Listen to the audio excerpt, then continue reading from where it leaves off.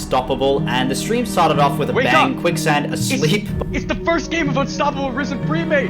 Come on, get up. But I gotta say, he was smooth once he rolled into it. And our first series was Big Bongo Boys playing up against Clarity Black. For the first 20 minutes of the game, there was a bit of fighting in the top lane, but not much happened besides that. Oh, but the engagement now from Sejuani, but it's trading back, and Maokai actually regenerated a lot more health than I would expected there. For Boxer Squirrel, really those kind of impacts make it a huge Yeah, I don't know whether I want to call them Triple B, BBB, or Big Bongo Boys.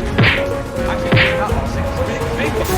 Then there was a mega turnaround fight for the Big Bongo Boys after they made a big dragon attempt, but then they got challenged again for the dragon attempt, which Big Bongo Boys won the fight towards. On this side, and there's on the other side, they can't punch it, I can't punch it. But Boxer Squirrel in the midst of all, unable to get too much out, but finds the Q before he's flat, dies, and Chicken Fried Rice Depth does not unfortunately have to W enough up to heal up. They conquer back in the circuit, but finds one. Can she find you? No, she gets shut down, and the exchange of lives is so insane. Can Maokai find damage to triple back? And he does, but unfortunately, it is the ace on the side of CL that allows them to get this dragon. Much later in the game, Big Bongo Boys chased Akali down in the bot lane, meaning that Clarity Black had so much freedom to take that first Baron, and from that Baron, they spiraled away from the team fight and took the victory. The higher rank of Clarity Black, honestly, performing extremely well. She can't get out, simply tries to looking over the wall, like, that's crucial. 4 men were sent down. This is the freest Baron I've seen, and it's incredibly hard to siege anything. As we're talking about that, the dragon does, in fact. This will be a very important fight. Dragon Soul on the line. Let's see. It's so easy, and the onslaught of shadows into all of the members. We talk about Wombo on one side, we're talking about Wombo on the other side, but the whole time it's not directly hit on enough members to make it worth it and to make it so they can make this comeback. And unfortunately, at the end, CLB take the lead, and they look to take the game. And then as we rolled into game 2, Maokai was picked again. Welcome to League of Legends Champions Podcast, featuring Maokai, the Twisted Treant. Maokai is a support tank. That's why he's the GOAT! The GOAT! Normally Darius is and looks like they're just going to start with Maokai. And the team was entirely green, so they kind of had the aesthetic advantage for the Big Bongo Boys. The first 22 minutes, I kind of got distracted watching the LCS. 100 Thieves did win, to a big surprise of all the casters, and then we moved back into the game, where Baron and Soulbone were both hit here by CLB. We do have good depth running up from base. Let's see if we can get here in time.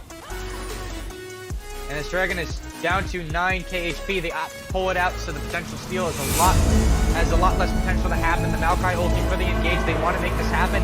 The Wombo combo. But the whole time this is barely out of range, but it's not going to matter in the end. But this switch is free firing in the backline. That's trying to stall time for his AD carry. But in a 1v4, when you're already grounded and they're already on top of you, they make it look easy. With CLB taking a massive victory in the second game and the series, it seemed like the casters had gone to Hogwarts, because every single time they were casting and made predictions, they just put a caster curse down on poor Big Bongo Boys. The series is taken by Clarity Black. And that was Risen Unstoppable for the night. Hey everybody, and welcome back to the Risen recap. Today we're looking towards Risen Unstoppable, and the stream started off with a bang. Quicksand asleep. It's the first game of Unstoppable Risen pre-made. Come on, get up. But I gotta say, he was smooth once he rolled into it. And our first series was Big Bongo Boys playing up against Clarity Black. For the first 20 minutes of the game, there was a bit of fighting in the top lane, but not much happened besides that. Maokai actually regenerated a lot more health than I expected there. For Boxer Squirrel, really those kind of impacts make it a huge Yeah, and I don't know whether I want to call them Triple B, BBB, or Big Bongo. Actually, not all six. Big Bongo. Then there was a mega turnaround fight for the Big Bongo Boys after they made a big dragon attempt, but then they got challenged again for the dragon attempt, which Big Bongo Boys won the fight towards. On this side, and there's on the other side, they can't punch it, I can't punch it. But Boxer Squirrel in the midst of all, unable to get too much out, but finds the Q before he's flat, dies, and Chicken Fried Rice Depth does not unfortunately have to W enough up to heal up. They conquer back in the circuit, but finds one. Can she find you? No, she gets shut down, and the exchange of lives is so insane. Can Maokai find the damage to triple back? And he does, but unfortunately, it is the ace on the side of CL. that allows them to get this dragon. Much later in the game, Big Bongo Boys chased Akali down in the bot lane, meaning that Clarity Black had so much freedom to take that first Baron, and from that Baron they spiraled away from the teamfight and took the victory.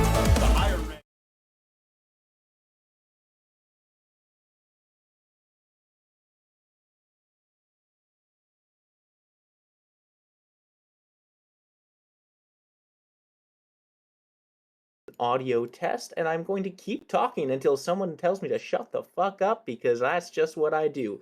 I'm still talking, I'm still saying words. These words don't mean anything. They have absolutely no value in any way whatsoever. They carry no weight. They have no meaning. Okay. You scared me for a second. I thought you meant heard by the stream for a second. I was like, oh boy, I just swore, so.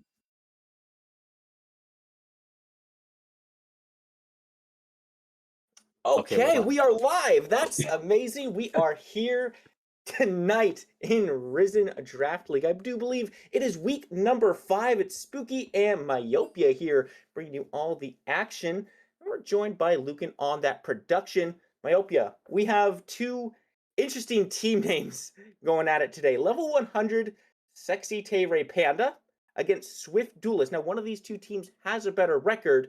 As the underdog, how do you think SwiftDuelist feels right now? Well, I think that they are getting a bit down to the wire in this regular season here. There are only 2 more weeks left for them to secure playoffs, and the top 4 teams will advance to playoffs. But with a 1-3 record, they need to make every win count, and every game counts in order to actually make that playoffs. Right now, they are in a 4-way tie at 1-3, and I believe they still have the possibility of making playoffs, but they would need perhaps some good luck to go their way and to win both of these upcoming series. So it is still possible for them to get to playoffs. And in terms of this game itself, I think that based on their standard play style, they will be looking to play around bot lane,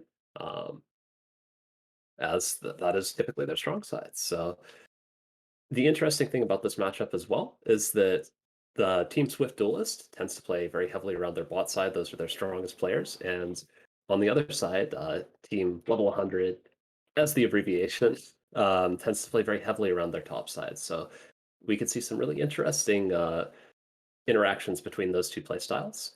And I hope for a good series here. See, when you were going to tell me about the interesting about the 2 teams, I thought you were going to bring up what you mentioned earlier, is how SwiftDuelist is named entirely after just the one player, and then level 100 SeksiTaeRayPanda you mentioned was named after 4 members, and noticeably excluding a single member of that team. But I do agree with you there, Myopia. I think that creates a very interesting dynamic. Do you think that we'll see the junglers kind of just leave their weak sides on an island and just try to play through and snowball one side? And if so, who would you say that would favor? I would expect to see level 100 Mafia, or sorry, Alcocer on the side of level 100, potentially maybe not fully leave his bot side on weak side, because their bot side has had some strong performances. But I would expect to see Postman perhaps leave his top side more so on the weak side. Although, one thing to consider as well is that the Team SwiftDuelist actually has 2 subs in this game, Just Relish and NKDA for top and support respectively, so that could alter their playstyle pretty significantly. Yeah, it is a little bit rough having 2 subs in there. Always messes with things a little bit, especially this far into the season where we're in week 5. These teams have had time to build up that synergy, which we've mentioned before is always a tough spot at the beginning of a draft league. Once you get into these stages, though, you've usually shored that weakness up, which makes you wonder if these 2 subs might create something of a chink in the armor of SwiftDuelist, right? Because at the other side, level 100, they're playing at their full capacity. They've had the time to build the synergy. They're working together. They know how each other plays, and they know what they want to do in that team. They want to play around that top side. Well, now over here in SwiftDuelist, who normally wants to play around that bottom side, right? They want to play around that dual lane. Maybe that doesn't work as well for the subs. Maybe they're not quite as used to that. Maybe the top lane is used to having a little bit more pressure that they're just not going to have. Well, we will have to see. But I think we're just about ready for draft here. So we'll start to get into that in a minute here. Um, so a couple of picks to note on the side of each team. Um, so specifically, Alcocer likes playing a lot of those AP junglers. Fiddlesticks and Lilia have been picks that he's focused on pretty heavily. Um, I hate it. so he really likes those potential. He has a lot of carry potential on those picks as well. So if we see him get some of those, I would look to see him potentially carrying a lot of games. And on the other side, Postman has looked really good on Udyr. He has a lot of games on it. Um, so I would not be surprised to see that banned away.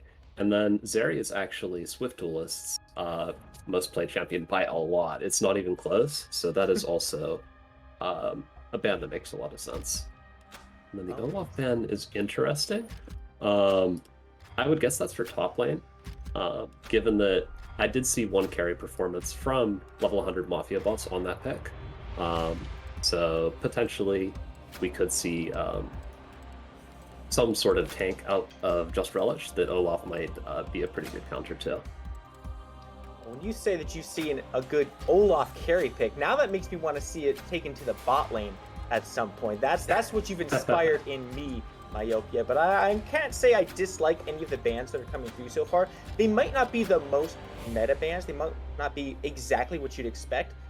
But I really like the fact that they're trying to target out some of the strong points of SwiftDuelist, right? Take the Zeri away. Don't let them have their biggest comfort pick. Because, the meta is important, right? The tier lists, they matter. You always want to pick those high-end champions that have a big impact on the game.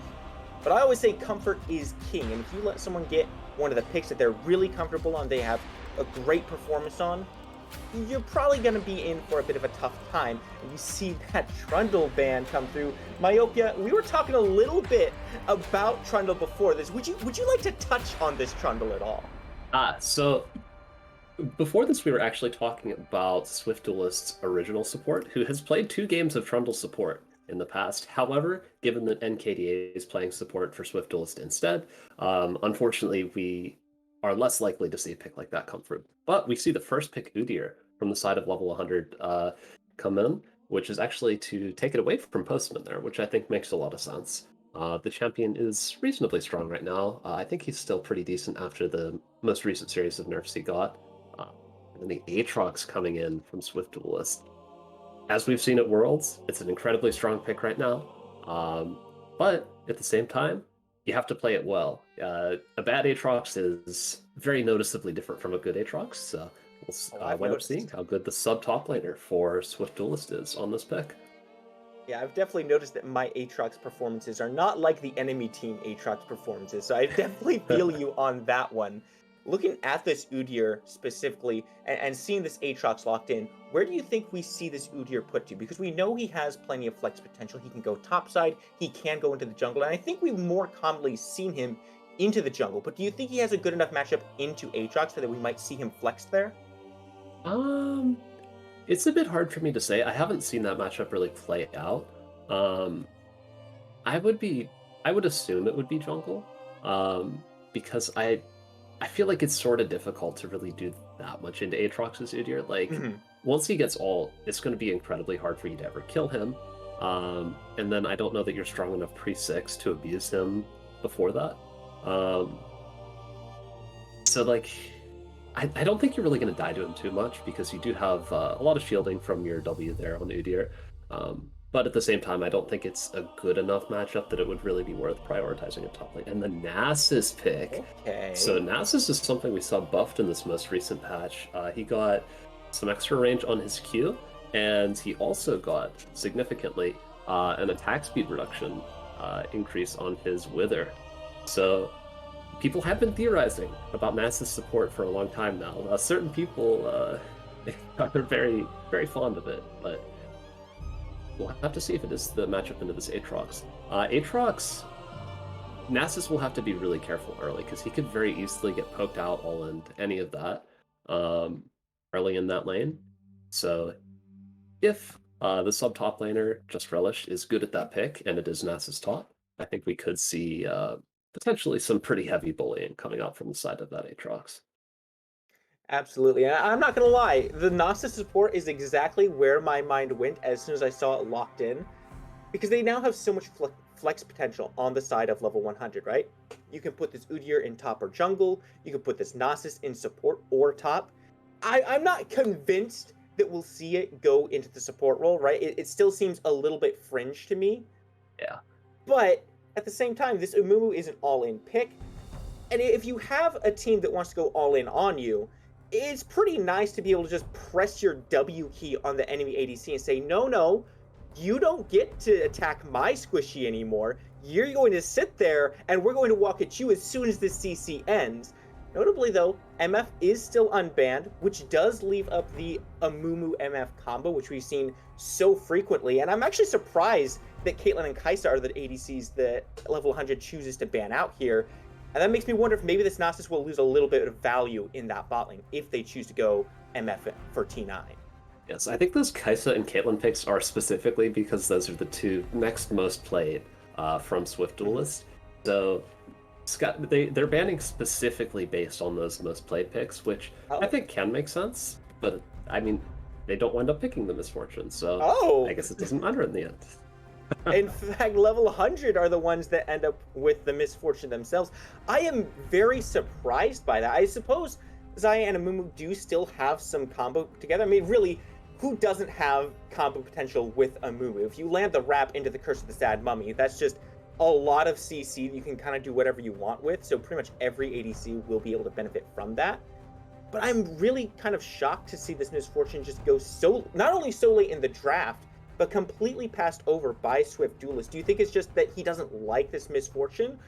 Or do you think it's more that they think this Xayah plays well into it and they can afford to let it go? I think it's probably mostly comfort, because Xayah is another champion that SwiftDuelist has played a good amount of. It's his fourth most picked, so it's just going straight down the line there. And the Maokai pickup should be support. I think the Xayah makes sense in the sense that you have three guys that want to run at you, and that's a little bit hard to deal with this Misfortune.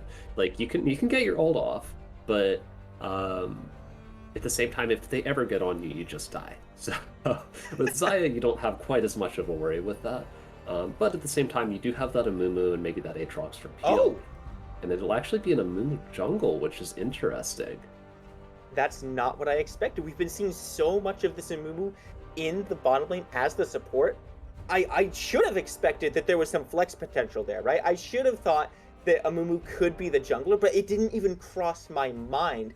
And one has to wonder if level 100 considered that at all, or maybe they just assumed it was Amumu jungle, and that's why they weren't concerned about letting this Misfortune through. They knew that combo had no chance of even showing up in that bot lane.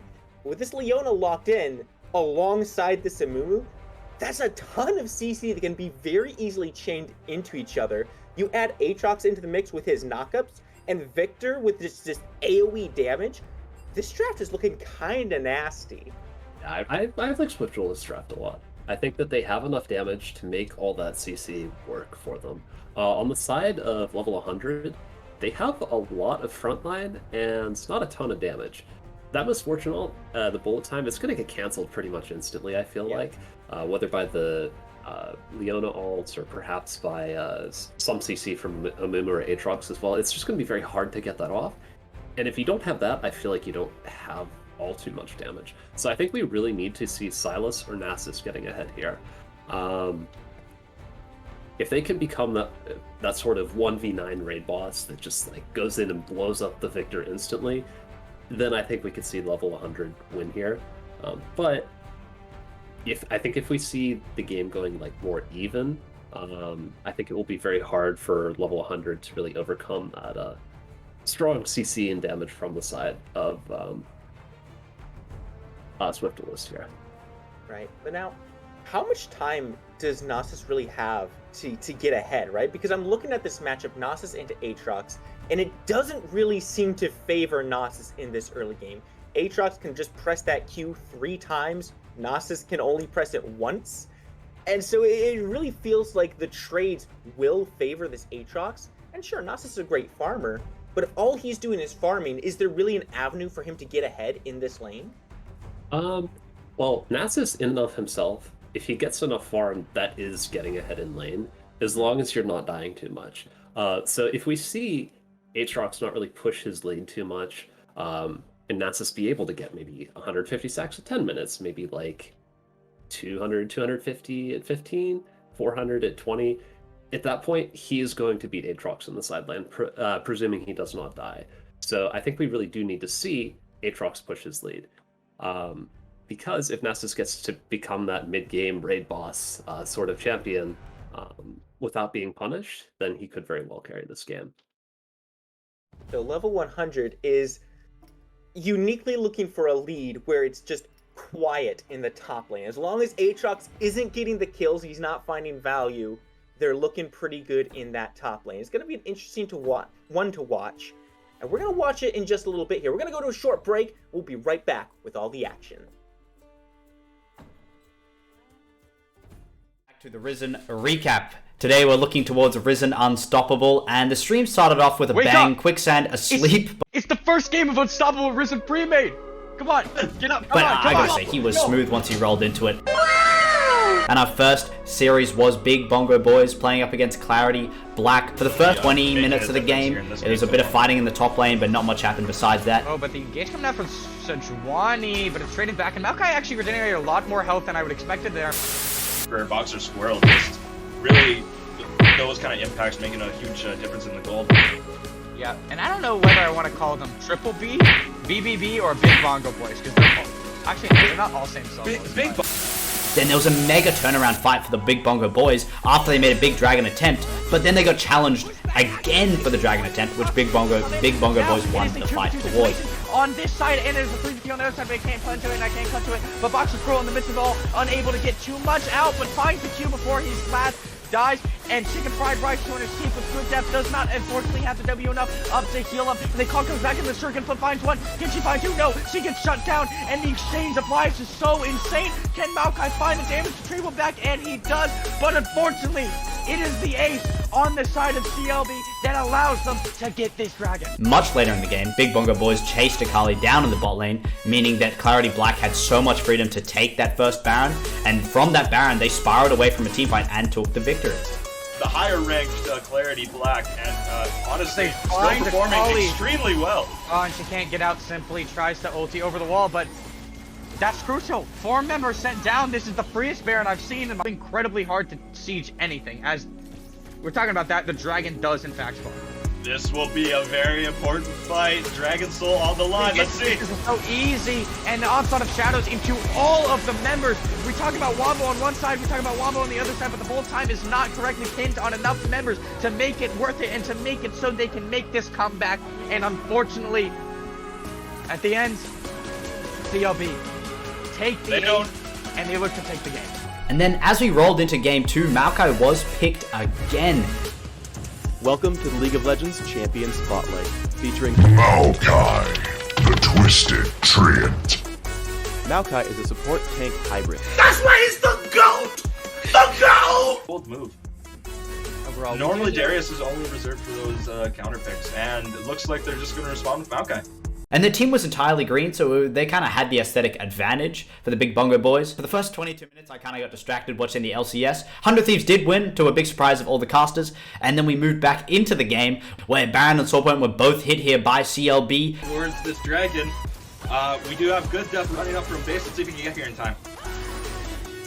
And this dragon is down to 9k HP. They opt to pull it out, so the potential steal is has a lot less potential to happen. The Maokai ulti for the engage. They want to make this happen. The Wombo combo, but the bullet time is just barely out of range, but it's not going to matter in the end. The Deathball comes too strong, but this Twitch is free firing in the backline. Good Death trying to stall time for his AD carry, but in a 1v4, when you're already routed and they're already on top of you, they make it look easy. With CLB taking a massive victory in the second game and this series, it seemed like the casters had gone to Hogwarts, because every single time they were casting and made predictions, they just put a caster curse down on poor Big Bongo Boys. The series is taken by Clarity Black.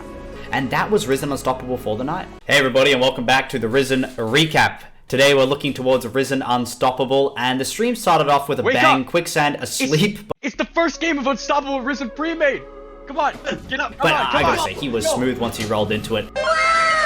And our first series was Big Bongo Boys playing up against Clarity Black. For the first 20 minutes of the game, it was a bit of fighting in the top lane, but not much happened besides that. Oh, but the engage coming out from Sejuani, but it's trading back, and Maokai actually regenerated a lot more health than I would expected there. For Boxer Squirrel, just really those kind of impacts making a huge difference in the gold. Yeah, and I don't know. The action, getting straight into game. Still spooky, still Myopia to bring you all of this exciting news. Myopia, we were just talking about the drafts a little bit and kind of how we expected to see this game go down in the top side. You mentioned before that the bottom side was also a strong point for SwiftDuelist. So if level 100 is looking to win by having a quiet top side, where we might not see too quiet because we see 3 people up here already, maybe looking for a little bit of an early engagement onto Just Relish. We'll see how that goes. But if level 100 is looking for a winning quiet top side, do you think that puts extra pressure on this bot side to just be extremely aggressive? I don't think you necessarily want to be extremely aggressive into that Leona, because with the Xayah Leona, if you get those feathers out there with Xayah and a good engage by Leona, like you can potentially just one-shot a Misfortune or something like that. So I think you still have to be careful. I would expect to see them play around Taif there, potentially. Because if he gets ahead on that Silas, it could become pretty difficult for the freeze frame to ever really lane against him. The matchup can be a little rough early, because it's not too difficult for Victor to poke you out in the early game. But we're actually seeing some really interesting stuff They're from still here. Panda and Taif. Taif and Panda, well, Taif especially, is going to be missing a lot of farm Oh from no. this. Oh boy. Well, Just Relish has walked forward.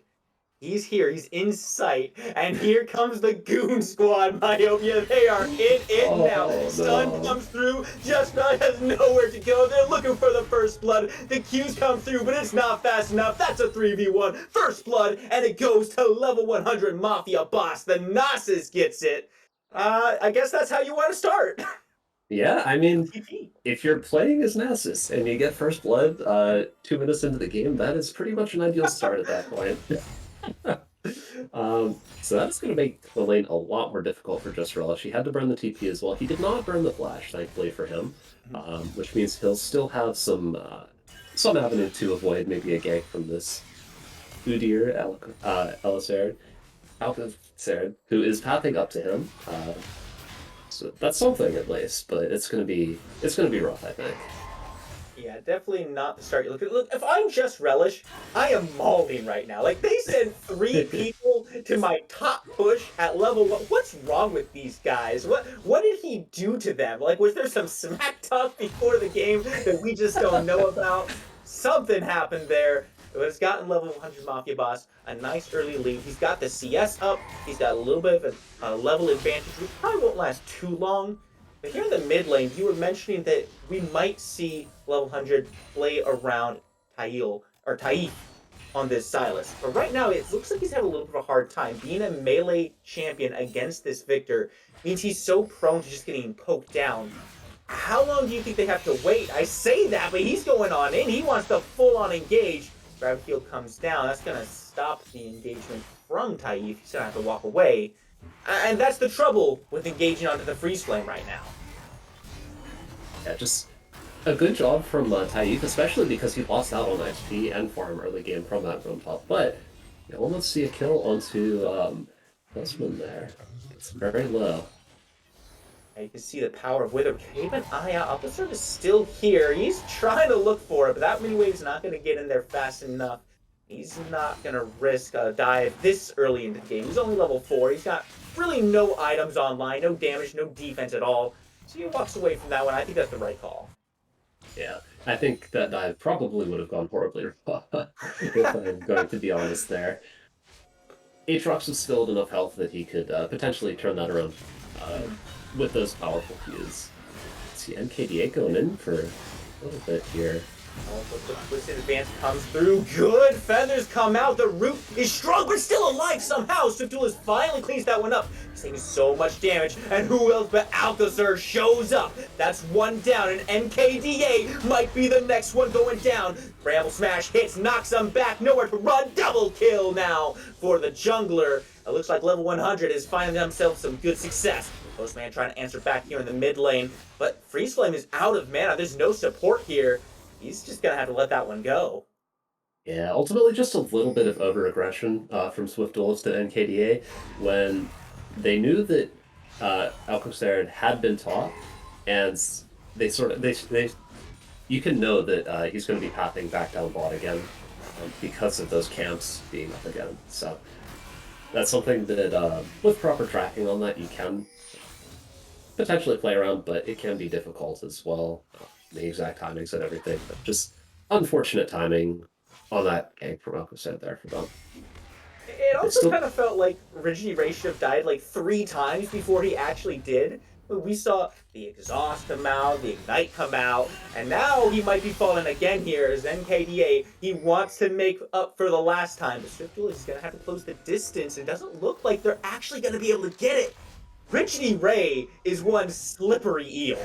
Yeah, that strut really doing work on the switch in there. All that movement speed you get. Once again, we see Taif out-trading the freeze frame very hard. But at the same time, he's losing out quite a bit on farm as well. So even though he has been winning out on those trades, he hasn't been able to convert it into a strong advantage as of yet. Other than that first kill. And he certainly is, winning the trades, but he's not able to secure any of these kills. It doesn't feel like he's actually able to force freeze frame out before he gets his mini wave cleared anyway. So these trades just seem like they're losing to me, right? Because he's not finding any real value. He's losing out on the gold and the XP department. Do you think the choice is to send Alcocer there to help out with that trade? Or do you think they just stop looking for that aggression and just focus on the farm and maybe some rotating?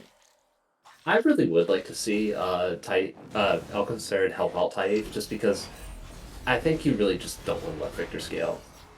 He is that late game insurance that will be incredibly potent in that late game, especially into several melees where he could potentially get a multi-man ult, zone people off. If he's ahead come late game, I think it's going to be very difficult for a level 100 to contest him. There's a little bit of help from Alcocer there, pushing in that wave so that the freeze frame maybe can't freeze, but if he clears this properly, he could potentially get freeze into Nightwalk.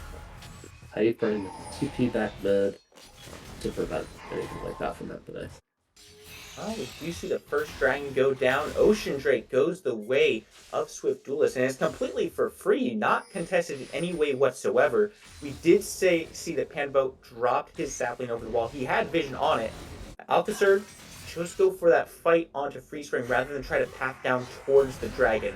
Now, he's coming up top to maybe make a change here. Good stun comes through, flash comes out from Just Relish. He's in the ultimate for a way out. The tower shot is good enough to deter this aggression.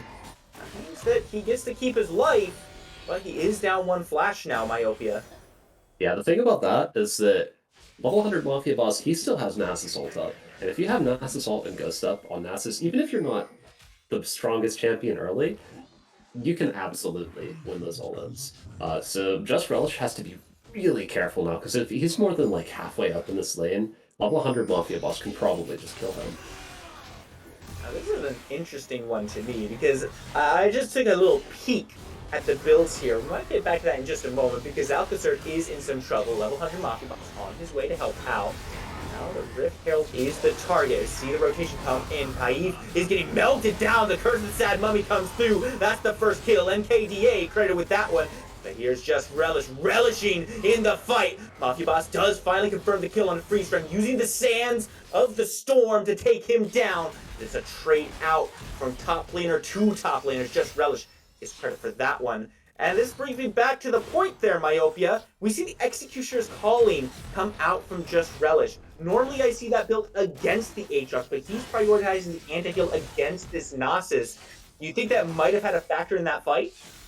I think that building anti-heal early is generally a bad idea in most cases. There is a lot of healing on the side of level 100. Nasus, Silas, and Maokai all heal a lot, but I really don't think it's worth delaying your first item for. But we see Alcocer going against SwiftDuelist there. Not going to be able to survive for very long, though. It was a nice try, but it's to no avail. Up in the top lane, we're trying to see a kill return back onto Just Relish. The Wither is doing a lot of work there, not able to confirm the Q. He's flipping around, trying to find the healing, and it's up into the ultimate. He's now, Postman is also here. He's got the help from the jungler. Stun is good. Just Relish is absolutely living up to his name. Loving these fights. What a bandage! Connects on the Panda Boat. Make it 1, make it 2. Just Relish walking away from this one with a double kill thanks to a timely rotation from the jungler. Yeah, it's a great bait from Just Relish. Able to make them think that they had him, but that Aatrox ult, the World Ender, gets so much healing with that that it's just so hard to play against. Even when he's just at a sliver of HP, he can heal back to half health or even full so quickly. It's just incredibly hard to play against. So a great job from him there, and a great job from Postman as well, hitting those key bandages to secure the kills. So now, level 100 Mafia Balls has to start getting worried, because he is pretty far behind in farm here, and he's also a kill down. Just Relish is going to finish his score drinker soon, so he will have that huge power spike there with the healing as well. He's going for another trade on Freeze Chain. Hope it comes through, and there is the stasis field. The stun does connect. There's just not enough damage to take down either one of them. Freeze frame's so low, and you can just feel Taif and Alcazar both gnashing their teeth, looking at that sliver of red HP left on Freeze frame there. It feels bad, but at the same time, you did trade ulti for ulti. In the river, this isn't what I expected to see. Alcazar in some trouble, but the Twisted Advance comes through. It's not enough to stop him, though. The Nature's Grasp, it connects, but it doesn't stop the aggression. Kurtzan Mummy rolls on up, and here comes the bullet time. But all that is set up for NKDA to find the Zenith Blade. Panda Boat now all alone in this fight. Can you drop a sapling? Look for the slow. It doesn't look like it. Oh my, that didn't connect. The bandit does, though, and the laser follows it up. Death Ray lives up to its name, finds some death. Ultimately, NKDA and Postman are just so tanky there. Even with the bullet time, they just can't find enough damage to finish it off. So, ultimately, a 2-for-1. The one good thing for the side of level 100 is that they have managed to keep SwiftDuelist down relatively well, but at the same time, he's still ahead in farm, and he still has that first item completed. So, even though he's not getting tons of kills in these fights, he's still going to be strong. Now, Myopia, I'm going to ask you a very specific question. It's very particular. Do you think Rigidity Ray should be hurt? Wow, that was some distance. Hold up. You do that? Taif, calm down, my man. In top lane, though, I'm going to put that question on hold because Just Relish is once again the target. Finally, the shutdown comes through for the level 100 squad. It's about time because they looked like they'd struggled to reach level 100 at that rate. Taif finds a big heal, but he might have taken a little bit too much damage there. He has to walk away. Back to the question, Myopia. Richie Ray is facing Victor, who has the ability Death Ray. I'm quivering if I have Ray in the name right now. Oh, I guess he has to prove that he's the superior Ray, You would hope so. You would hope he's able to. Or rather, level 100 would hope so. But another dragon goes the way of SwiftDuelist. That was extremely lucky for Richard Ray twice. I can't believe those didn't connect. Damage toss doesn't connect. And that means Postman doesn't get the kill. How is this tower still up? Panabo has been defending this thing for like 30 seconds now. It finally goes down. That's the first turret. Goes to the side of SwiftDuelist. Might be the first makings of a lead, but you take a look at that chart, they're actually up about 3,000 right now. Yeah. Pretty big advantage right now. They've just been winning out in pretty much all of the skirmishes so far. Alcazar has found some successful ganks, but in those larger fights, it's just been very hard for level 100 to find the advantages they need to close out fights. They haven't really had the damage so far to take down more than 1 or 2 members in a larger fight, so they're going to have to find a way to turn that around and start finding those kills if they want to succeed here. And Just Relish has actually finished the Gore Drinker now, so he will be incredibly hard to kill with all of that healing. Level 100 Mafia boss almost done with the Divine Sunderer, but until he finishes that, it's going to be very difficult to fight Just Relish. Speaking of Just Relish, why are you even here, man? You don't even use mana. Why steal the blue buff away? You're seeing the rotation come through. They're looking to take him down, but the World Ender has come through, and this just might be the end of the world. What is the healing? Somehow gets a flash off, still alive. Taif through the wall, finds the Kingslayer, takes him down, and they're gonna walk on out of this one. They've traded some lives out, 2 for 1 so far. It's not favoring the level 100 squad. They are able to disengage. I say that, but Freeze Frame is in the area. Does find the Death Ray, puts it out the damage. Now he has to be on the run. He's got plenty of aggression on his tail. What is this rotation Zenith Blade? It's not even fun. They walked through your tower. You had to know they were coming, but you didn't see them, and now you price double kill for SwiftDuelist, and those kills were indeed swift. And you also saw that teleport right to the minion right next to him from level 100 Mafia boss. Probably a misclick, very unfortunate to see. I always feel a little bad about those. But ultimately, that was just the power of that Core Drinker on Just Relish. He was able to survive so long and deal so much damage, even when surrounded by the members of level 100. He's just incredibly strong at this point. Level 100 is going to need to commit a lot to take him down. Yeah, and I can't help but feel that this might be about the time to start investing a little bit of anti-heal, right? Because Just Relish, he sustained for so much in that fight. And normally, you have like a couple of ignites you can put on this Aatrox to slow down that healing that way. You only have one, it's on Panda Boat. You don't have any anti-heal items. And now you're tier 1 in the mid lane is under siege. Shelly is here, she's gonna take it down real quick. They've got to change something up here, but it might just be the fight they're looking for. Freeze Frame gets frozen in frame, taken down, shut down. Finds the first kill. The Curse of the Sad Mummy is a curse on Rigid Ray indeed. Still got the jungler. What is that damage though? Those are feathers. Those are supposed to be light, but they're sharp as daggers. Taken down 2, and that is a hard win for SwiftDuelist. Yeah, it's just so hard for level 100 to fight them anymore. They're at a 5k gold deficit.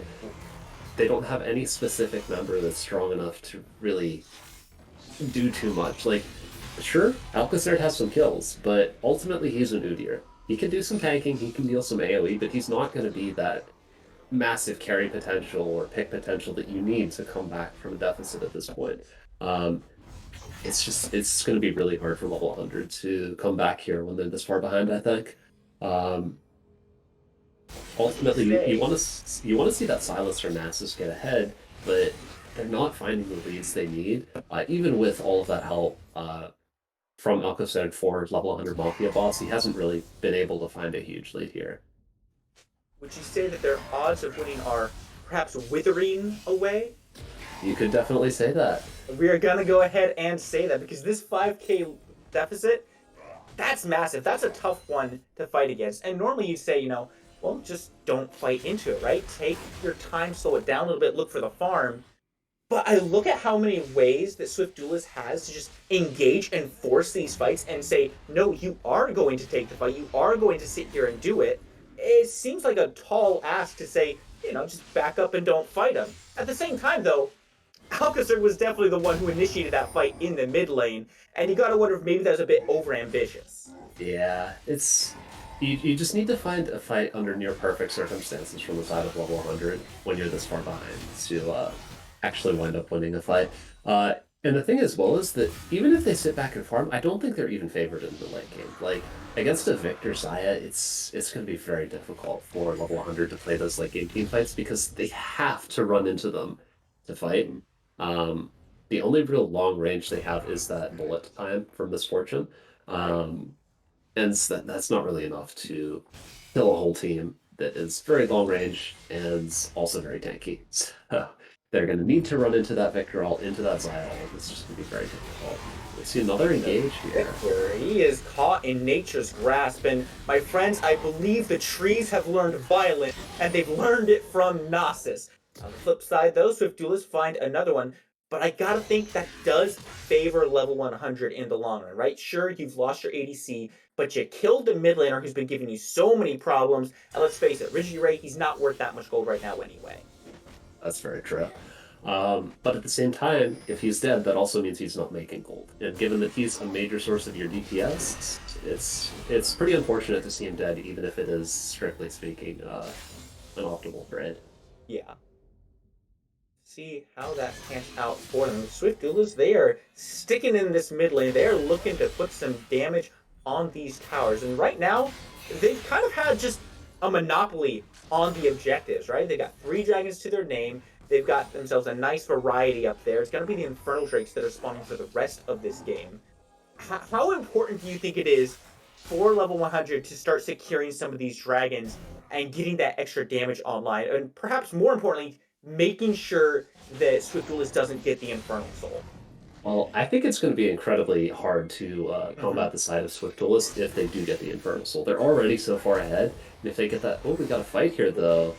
It's already turned the splash. Exhaust comes through. Everfrost, no value. And Panda Boat, he walks away. He leaves the fight, and Silas goes down.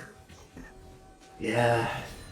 Ultimately, you just have to play so far back at this point to not overextend, and we haven't been able to see that from level 100 as of yet. But Baron's start from the side of SwiftDuelist should be pretty easy to get, but there's the possibility of a big misfortune coming in here when they're all pumped up. Bullet time does come through, but it's not enough to seal away this Baron Nasher. The curse of the sad mummy reigns eternal, and it's just a bloodbath in here. What has happened? They're all down. Flee into the woods, my friends, because you don't stand a chance in this fight. Yeah, I mean, it was a great bullet time, but even with that at this point, NKDA and Postman and Just Relish, they're all incredibly tanky. And if you don't burst out one of those carries immediately, with the Freeze Frame and SwiftDuelist, you're probably still not going to win the fight, even if you're hitting a 5-man bullet time. So, it was a good attempt, but I think it's looking pretty grim for the side of level 100 here. They're about 11,000 gold down. It's hard to see a world where they come back from this one, honestly. Yeah, this is what I like to call a 99%er at this point. Just Relish is going to be aggressed on. As 3 people, he should go down, not able to get the healing. That's a big shutdown for them. But it's not enough to shore up the 10k deficit that still exists in favor of SwiftDuelist. Like I said, 99%er right now. If you are this far ahead of SwiftDuelist, you win 99% of these games, and the 1% that you lose is because you made a series of grievous mistakes. And so far, Myopia, I don't think that SwiftDuelist is making many mistakes here. Yeah, they've been doing a great job. They've been finding a lot of great engages. Even if the side of level 100 finds a kill, they've pretty much always been able to cross-map it, which is really what you want to see. Just applying that pressure properly. It's just been a great job for them so far. And you'll notice as well that level 100 hasn't gotten a single objective this whole game. They've gotten no turrets, neither Herald, none of the dragons. So it's so hard to come back from this position. And even so, they still keep taking these full-on engagements. They're still looking for the 5-on-5s even at this deficit, and they're looking for another one right now. Sure, Victor may not be here, but Rigidity Ray is already zero health. SwiftDuelist goes legendary, and Nature's Grasp has perhaps found someone to hold, but how long can you hold them back? Not very long at all, and the SwiftDuelist just rips through level 100, looking more like a level 1 right now, because this might just be the end of the game. No standing. Surely this tower falls, but I think this Nexus is in grave danger if they get some minions up here. Yeah, and they do have the top wave as well, so they can push through there. They do still have Baron as well, so yeah, I think this is probably going to be game. But Rigidity Ray is back up. He does have the bullet time, so he can potentially ult the wave to stall. And with the death timers as short as they are right now, I guess it will not be the game. But they will get 2 of the inhib turrets, and probably 2 of the inhibs here, unless we see a contest from level 100. Yes, see 2 inhibs go down. And on the way out, they are looking to secure the soul here. But this is the one place left in the game that I think it could be dangerous for the side of SwiftDuelist, because they're sitting on a lot of gold, they're sitting on reasonably low health bars. So I think if you're level 100, you have to contest here, but ultimately they just aren't close enough and are not able to. Yeah, that got absolutely melted. I feel like if SwiftDuelist all went topside to help freeze frame push that down and just ignored the mid lane, I think they could have gone for an end push there. Ultimately, though, they played a little bit safer, and I can't really complain about that, right? If you're winning this well, you don't really want to start making mistakes trying to rush end calls. So they pull back, take down those inhibs, go for that Dragon Soul. And the sheer fact that they melted it so quickly shows you how far ahead they are right now. I'm not sure what level 100 can do for their fights right now, but I can tell you that SwiftDuelist, they don't look like a 1-3 team right now. It looks like they have made a lot of adjustments, and they're still looking for this aggression. Chilling Smite comes through, but Alcoserd is still looking to take Just Relish down, but the damage, it just doesn't exist right now. They don't have any hope of killing him quickly. Yeah. It's like, who's even doing your damage at this point on the side of level 100? Like, the Udyr is probably your strongest member in the sense that he has 2.5 items, but again, he's an Udyr. Hello? What? Level 100. Level 100 Mafia Boss? Are you there? Blown up. What happened to my boy?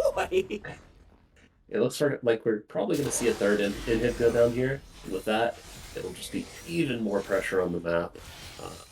The Infernal Soul spawns so much weight. Oh my good, Taib! What? You can't do that right now! You don't get to be the Kingslayer right now! You are the slain king! That was just a massive misstep from level 100. That breaks this entire siege open. Alcoserd can't even leave this top lane because Just Relish is just queuing him to death. Q, my man! And the Nexus now is under siege. Freeze Frame taking a lot of damage from the towers, but he cannot get taken down yet. 100 Mafia Boss is here, but the Nexus is exposed. It's half health, and the Zhonya's comes through for... Crack goes the blue Nexus. 30-11 is the final scoreboard on that one, Myopia.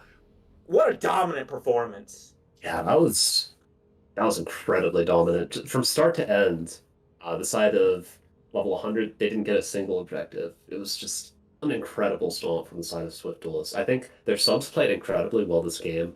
NKDA had some great engages. Just Relish had a couple of incredible moments where he really displayed the potential of that Aatrox strain taking.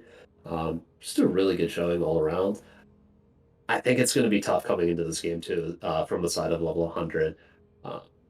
Getting stomped that hard in your game 1, especially when you went for that cheese play level 1 and it worked, and you still get stomped. So I think it's going to be, they're going to have to keep their mental in a good spot, look at it and say, there's a lot of things that went wrong there,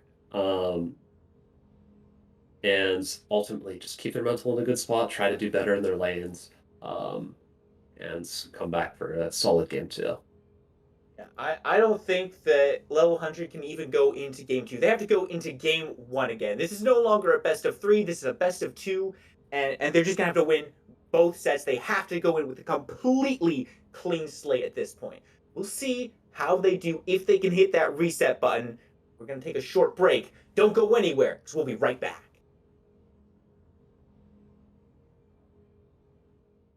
Back to the Risen recap. Today we're looking towards Risen Unstoppable, and the stream started off with a Wake bang, up! Quicksand asleep. It's the first game of Unstoppable Risen pre-made! Come on, get up, But I gotta say, he was smooth once he rolled into it. And our first series was Big Bongo Boys playing up against Clarity Black. For the first 20 minutes of the game, it was a bit of fighting in the top lane, but not much happened besides that. Oh, but the engage coming out from Sejuani, but it's trading back, and Maokai actually regenerated a lot more health than I would expected there. For Boxer Squirrel, just really those kind of impacts making a huge difference in the gold. Yeah, and I don't know whether I want to call them Triple B, BBB, or Big Bongo Boys, because they're not all same solos. Then there was a mega turnaround fight for the Big Bongo Boys after they made a big dragon attempt, but then they got challenged again for the dragon attempt, which Big Bongo Boys won the fight towards.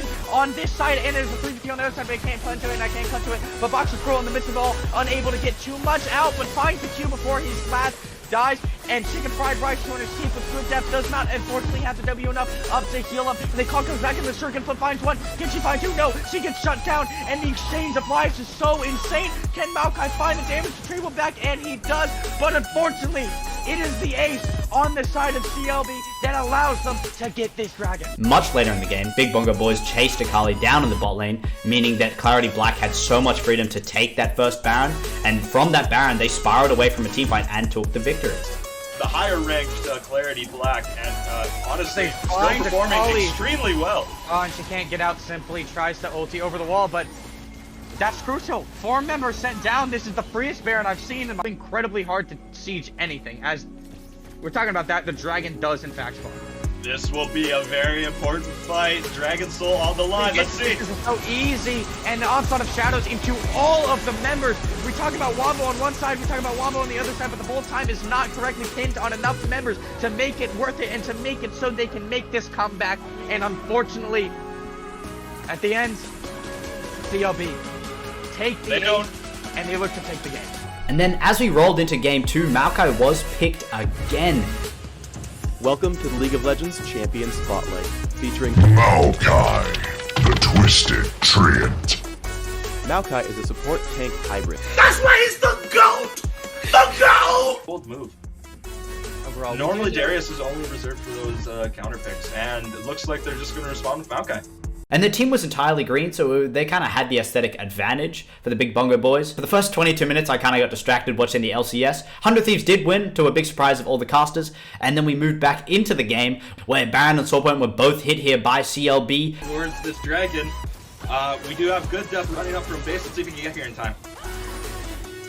And this dragon is down to 9k HP. They opt to pull it out, so the potential steal is has a lot less potential to happen. The Maokai ulti for the engage. They want to make this happen. The Wombo combo, but the bullet time is just barely out of range, but it's not going to matter in the end. The Deathball comes too strong, but this Twitch is free firing in the backline. Good Death trying to stall time for his 80 carry, but in a 1v4, when you're already routed and they're already on top of you, they make it look easy. With CLB taking a massive victory in the second game and this series. It seemed like the casters had gone to Hogwarts, because every single time they were casting and made predictions, they just put a caster curse down on poor Big Bongo Boys. The series is taken by Clarity Black.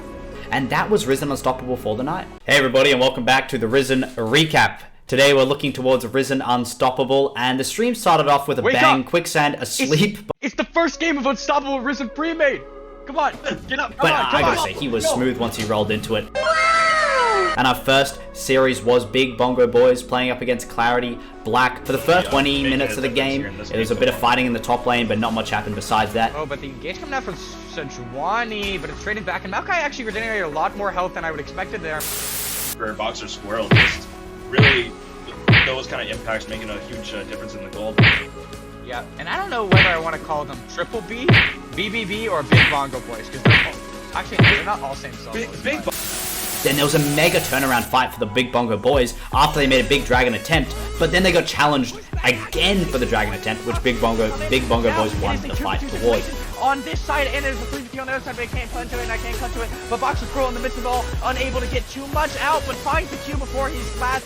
Dies, and Chicken Fried Rice joins his team, but SwiftDuelist does not unfortunately have the W enough up to heal him. And the call comes back in the circle, flip finds one. Can she find two? No, she gets shut down, and the exchange of lives is so insane. Can Maokai find the damage retrieval back? And he does, but unfortunately, it is the ace on the side of CLB that allows them to get this dragon. Much later in the game, Big Bongo Boys chased Akali down in the bot lane, meaning that Clarity Black had so much freedom to take that first Baron, and from that Baron, they spiraled away from a teamfight and took the victory. The higher ranked Clarity Black, and honestly, They still find performing Akali. extremely well. Oh, and she can't get out simply, tries to ulti over the wall, but that's crucial. 4 members sent down. This is the freest Baron I've seen, and it's incredibly hard to siege anything. As we're talking about that, the dragon does in fact spawn.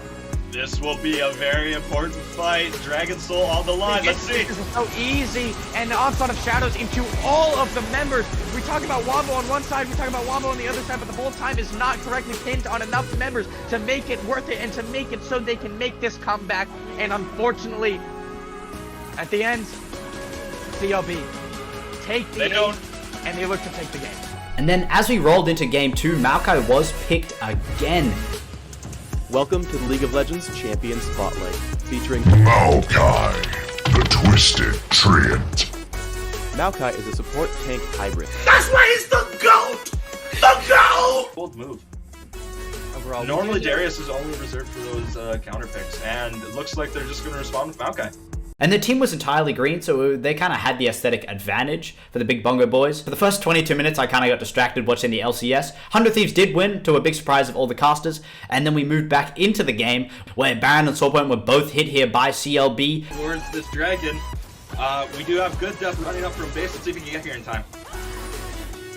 And this dragon is down to 9k HP. They opt to pull it out, so the potential steal is has a lot less potential to happen. The Maokai ulti for the engage. They want to make this happen. The Wombo combo, but the bullet time is just barely out of range, but it's not going to matter in the end. The Deathball comes too strong, but this Twitch is free-firing in the backline. Good Death trying to stall time for his AD carry, but in a 1v4, when you're already routed and they're already on top of you, they make it look easy. With CLB taking a massive victory in the second game and this series. It seemed like the casters had gone to Hogwarts, because every single time they were casting and made predictions, they just put a caster curse down on poor Big Bongo boys. The series is taken by Clarity Black. And that was Risen Unstoppable for the night. Hey everybody, and welcome back to the Risen recap. Today we're looking towards Risen Unstoppable, and the stream started off with a Wake bang, up. Quicksand asleep. It's the first game of Unstoppable Risen pre-made. Come on, get up. But Come on, I come gotta on. say, he was smooth once he rolled into it.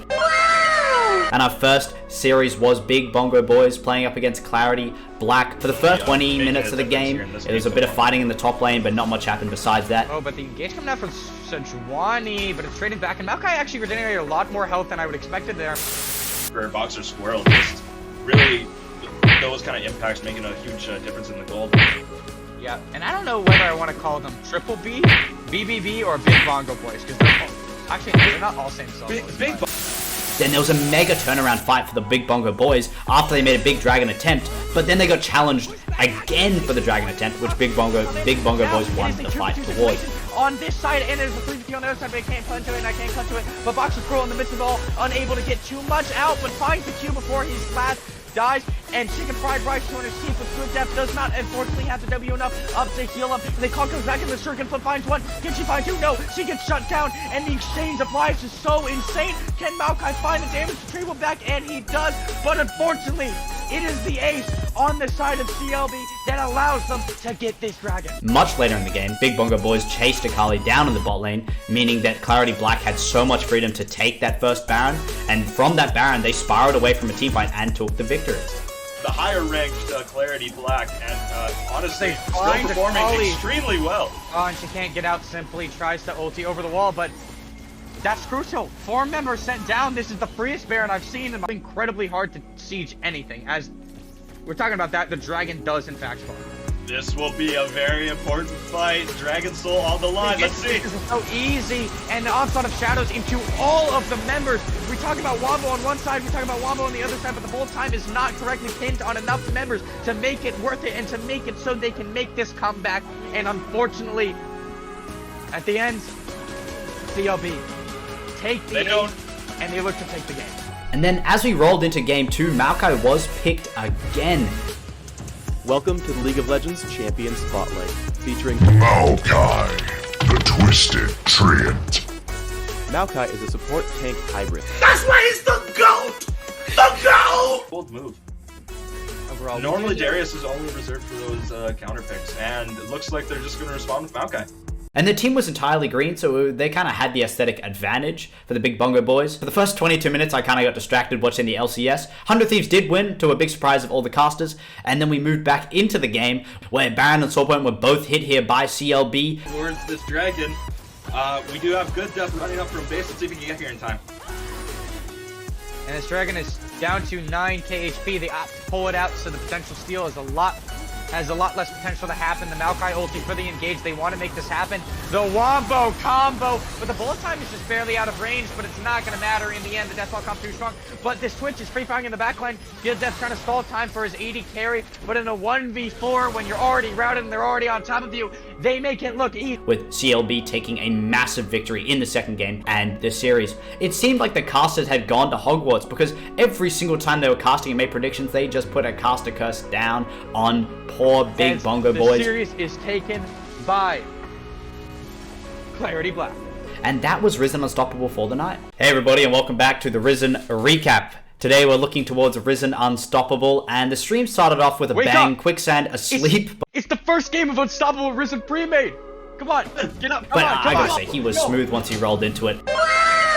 And our first series was Big Bongo Boys playing up against Clarity Black. For the first 20 minutes of the game, it was a bit of fighting in the top lane, but not much happened besides that. Oh, but the engage coming out from Sejuani, but it's trading back, and Maokai actually regenerated a lot more health than I would expected there. For Boxer Squirrel, just really those kind of impacts making a huge difference in the gold.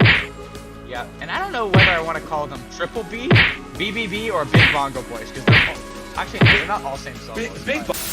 Then there was a mega turnaround fight for the Big Bongo Boys after they made a big dragon attempt, but then they got challenged again for the dragon attempt, which Big Bongo Boys won the fight towards. On this side, and there's a 3v2 on the other side, but I can't punch to it, and I can't punch to it. But Boxer Squirrel in the midst of it all, unable to get too much out, but finds the Q before he's last.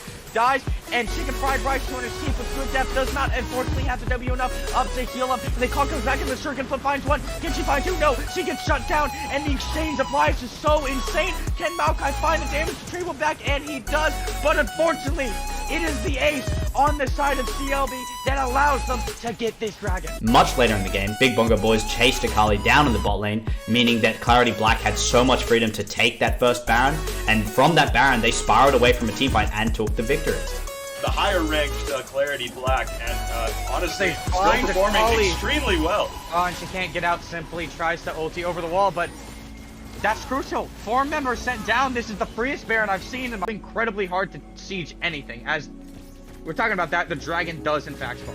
This will be a very important fight. Dragon Soul on the line. Let's see. This is so easy, and the onslaught of shadows into all of the members. We talk about Wombo on one side, we talk about Wombo on the other side, but the whole time is not correctly pinned on enough members to make it worth it and to make it so they can make this comeback. And unfortunately, at the end, CLB take the ace, and they look to take the game. And then as we rolled into game 2, Maokai was picked again. Welcome to the League of Legends Champion Spotlight, featuring Maokai, the Twisted Treant. Maokai is a support tank hybrid. That's why he's the GOAT! The GOAT! Bold move. Overall, Normally Darius is only reserved for those counter picks, and it looks like they're just going to respond with Maokai. And the team was entirely green, so they kind of had the aesthetic advantage for the Big Bongo Boys. For the first 22 minutes, I kind of got distracted watching the LCS. 100 Thieves did win, to a big surprise of all the casters, and then we moved back into the game, where Baron and Soulpoint were both hit here by CLB. Towards this dragon, we do have good depth running up from base. Let's see if we can get here in time. And this dragon is down to 9k HP. They opt to pull it out, so the potential steal is has a lot less potential to happen. The Maokai ulti for the engage. They want to make this happen. The Wombo combo, but the bullet time is just barely out of range, but it's not going to matter in the end. The Deathball comes too strong, but this Twitch is free firing in the backline. Good Death trying to stall time for his 80 carry, but in a 1v4, when you're already routed and they're already on top of you, they make it look easy. And we are back, ladies and gentlemen. Game number 2, level 100 against SwiftDuelist starts now. I say that, but we actually haven't gotten to the draft just yet. Instead, I'd like to have Myopia walk us through a little bit of game number 1 and find out what exactly went wrong for level 100. Because Myopia, 10,000 gold leagues don't just happen. Something has to go wrong. Mistakes were made. Where did it start to spiral for level 100? Well, I think it's a bit of a difficult case because I just think that SwiftDuelist did pretty much everything really well there, honestly. Like, even in the lane that level 100 focused on the most in that top lane, Aatrox really wasn't falling very far behind. For most of the game, the entirety of the late game, he was very far ahead of level 100 Mafia bots on that Nasus. So I think the easiest way to try to fix those problems we were having last game is to put level 100 Mafia boss on a stronger laner if you're going to play around him that much, because I think playing around him could work, but I think he needs to be able to snowball his lead. And on the Nasus,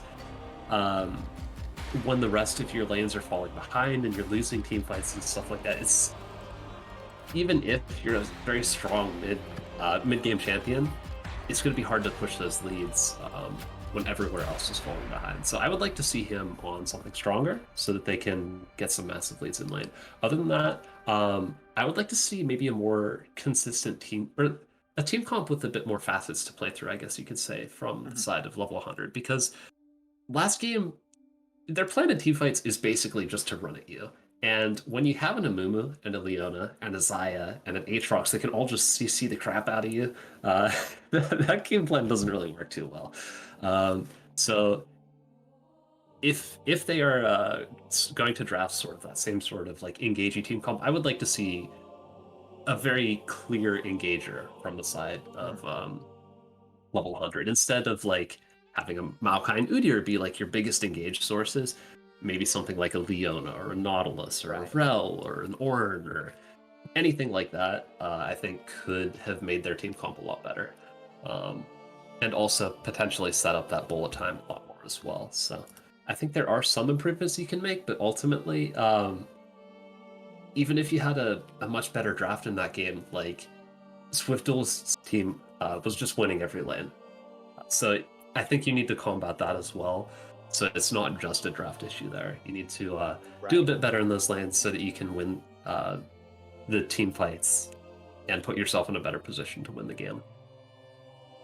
Now, you mentioned that you wanted to see level 100 on a stronger laner so you could have a little bit more presence in that lane.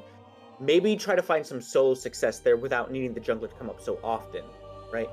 So because SwiftDuelist and NKDA were such a prominent force in that bot lane, I mean, originally Ray and Panda Boat, they really weren't able to do a whole lot of anything. Panda Boat was able to make his rotations, and they were able to find some success that way. But for originally Ray's part, he really wasn't able to find any success in that lane. Do you think we need to see Alcacer maybe make some more rotations down there and try to put extra pressure? Or do you just try to facilitate level 100 Mafia boss as much as possible? I think snowballing level 100 Mafia bosses may be the better play there, and just having Rigid Ray play something a little safer. And Panda Boat as well. Like, if you play maybe like an Ezreal lane or something like that, you may be able to reduce that bleeding by a lot. And I think we did see some good roams from Panda Boat as well at some points in the game, which could be helped a lot by having Rigid Ray on something that can play a bit safer and not get engaged on if he leaves. So I think that would be the best play for them here. I think it's going to be difficult to win that lane against SwiftDuelist and KDA. They were very strong in lane last game, and I don't think that's going to change much this game probably. So I think you have to try and play around where you're strong and look to propel level 100 Mafia boss into being that raid boss carry that we know he can be. Now, given that we saw 3 bans put towards SwiftDuelist in game number 1, and we didn't see that really pan out, right? Those 3 bans didn't really impact SwiftDuelist's ability to play the game and be effective in that lane. Do you think we see that switched up a little bit more here? Maybe the Zeri gets through, or do you think they still ban that Zeri away, and if they don't top 3 SwiftDuelist pick, we still see ADC bans come through? I would not be surprised to see the Zeri ban still, just because SwiftDuelist has so many more games on it than he has on any of the other ADCs that he plays. So I think it does still make sense to ban that, but I would maybe like to see something like an Aatrox ban because of how powerful that pick is in the meta currently. Other than that, it's a little hard to pinpoint maybe one champion from SwiftDuelist's comp last game to ban away, because I think they all did really well. Amumu was finding some really good bandage tosses, Victor finding some amazing team fighting power, and then Leona also finding some really great engages. So I think it's difficult to find that one pick that really changes things immensely, which is why, like I said, I think that you have to look at the lanes a bit and look to cut your losses and play toward your strengths a little more in this game too. Right. And, you know, that team comp that SwiftDuelist did have was so very effective, right?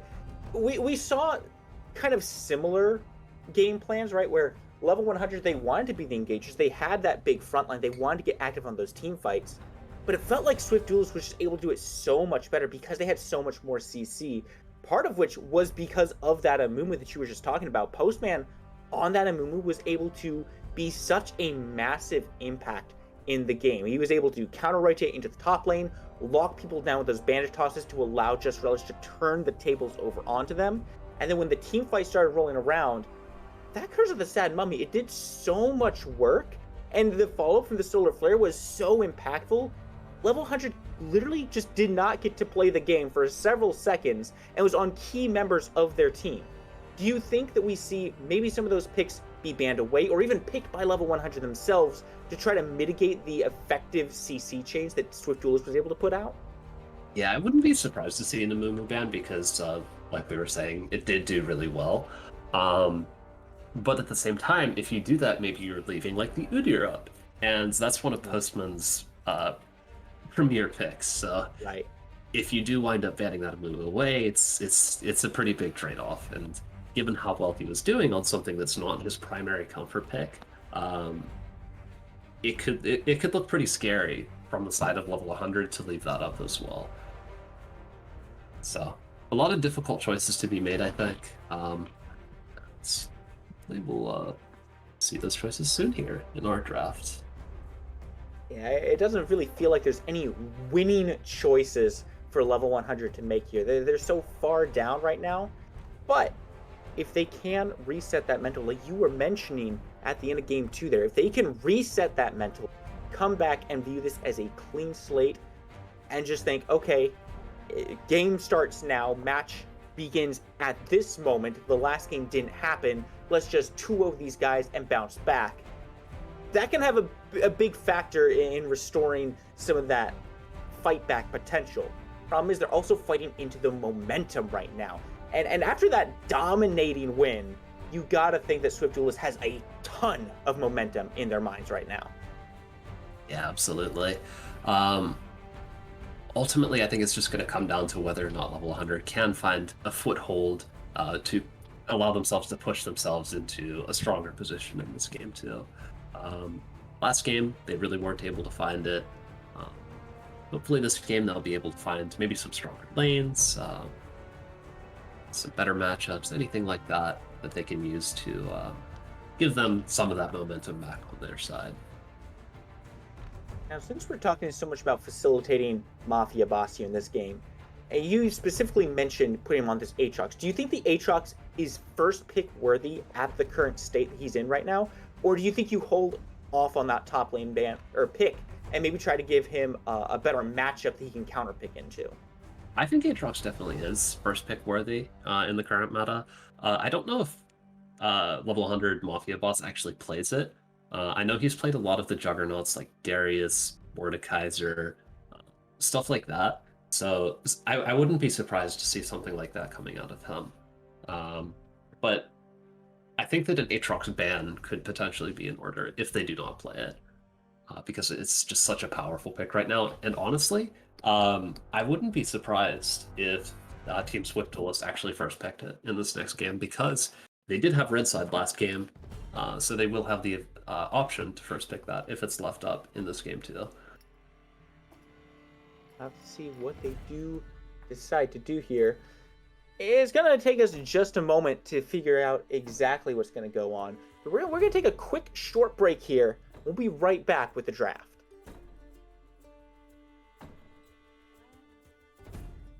Back to the Risen recap. Today we're looking towards Risen Unstoppable, and the stream started off with a Wake bang, up! Quicksand asleep. It's the first game of Unstoppable Risen pre-made!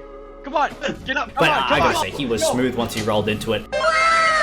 And our first series was Big Bongo Boys playing up against Clarity Black. For the first 20 minutes of the game, it was a bit of fighting in the top lane, but not much happened besides that. Oh, but the engage coming out from Sejuani, but it's traded back, and Maokai actually regenerated a lot more health than I would expected there. For Boxer Squirrel, just really those kind of impacts making a huge difference in the gold. Yeah, and I don't know whether I want to call them Triple B, BBB, or Big Bongo Boys, because they're not all same solos.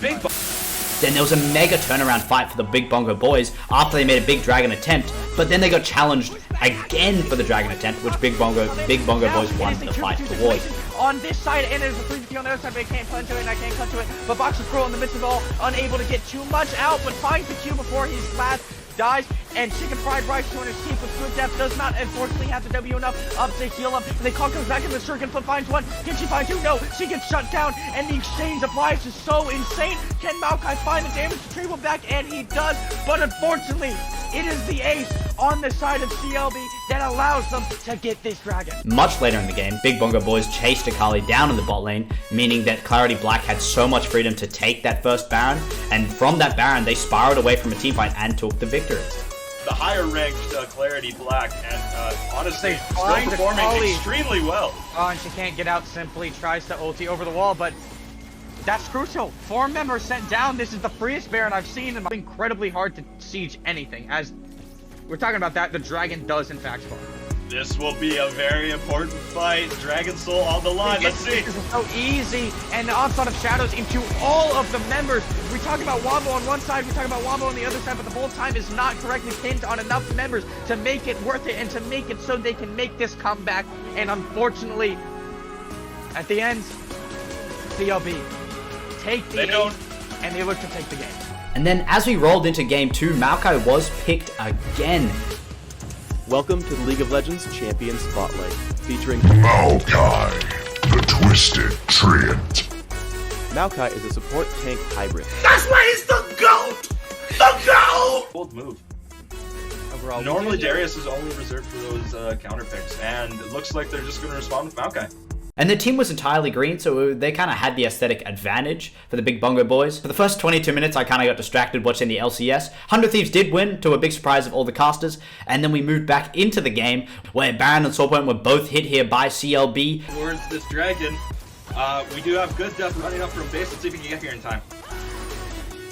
And this dragon is down to 9k HP. They opt to pull it out, so the potential steal is has a lot less potential to happen. The Maokai ulti for the engage. They want to make this happen. The Wombo combo, but the bullet time is just barely out of range, but it's not going to matter in the end. The deathball comes too strong, but this Twitch is free firing in the backline. Good Death trying to stall time for his AD carry, but in a 1v4, when you're already routed and they're already on top of you, they make it look easy. With CLB taking a massive victory in the second game and this series, it seemed like the casters had gone to Hogwarts, because every single time they were casting and made predictions, they just put a caster curse down on poor Big Bongo Boys. The series is taken by Clarity Black. And that was Risen Unstoppable for the night. Hey everybody, and welcome back to the Risen recap. Today we're looking towards Risen Unstoppable, and the stream started off with a bang, Quicksand asleep. It's the first game of Unstoppable Risen pre-made. Come on, get up, But I gotta say, he was smooth once he rolled into it. And our first series was Big Bongo Boys playing up against Clarity Black. For the first 20 minutes of the game, it was a bit of fighting in the top lane, but not much happened besides that. Oh, but the engage coming out from Sejuani, but it's trading back, and Maokai actually regenerated a lot more health than I would expected there. For Boxer Squirrel, just really those kind of impacts making a huge difference in the gold. Yeah, and I don't know whether I want to call them Triple B, BBB, or Big Bongo Boys, because they're not all same solo. Then there was a mega turnaround fight for the Big Bongo Boys after they made a big dragon attempt, but then they got challenged again for the dragon attempt, which Big Bongo Boys won the fight towards. On this side, and there's a 3v3 on the other side, but I can't punch to it, and I can't cut to it. But Boxer Squirrel in the midst of it all, unable to get too much out, but finds the Q before his last dies, and chicken fried rice to his teeth with SwiftDuelist does not unfortunately have the W enough up to heal him. And the call comes back in the circuit, but finds one. Can she find two? No, she gets shut down, and the exchange of lives is so insane. Can Maokai find the damage retrieval back? And he does, but unfortunately, it is the ace on the side of CLB that allows them to get this dragon. Much later in the game, Big Bongo Boys chased Akali down in the bot lane, meaning that Clarity Black had so much freedom to take that first Baron, and from that Baron, they spiraled away from a teamfight and took the victory.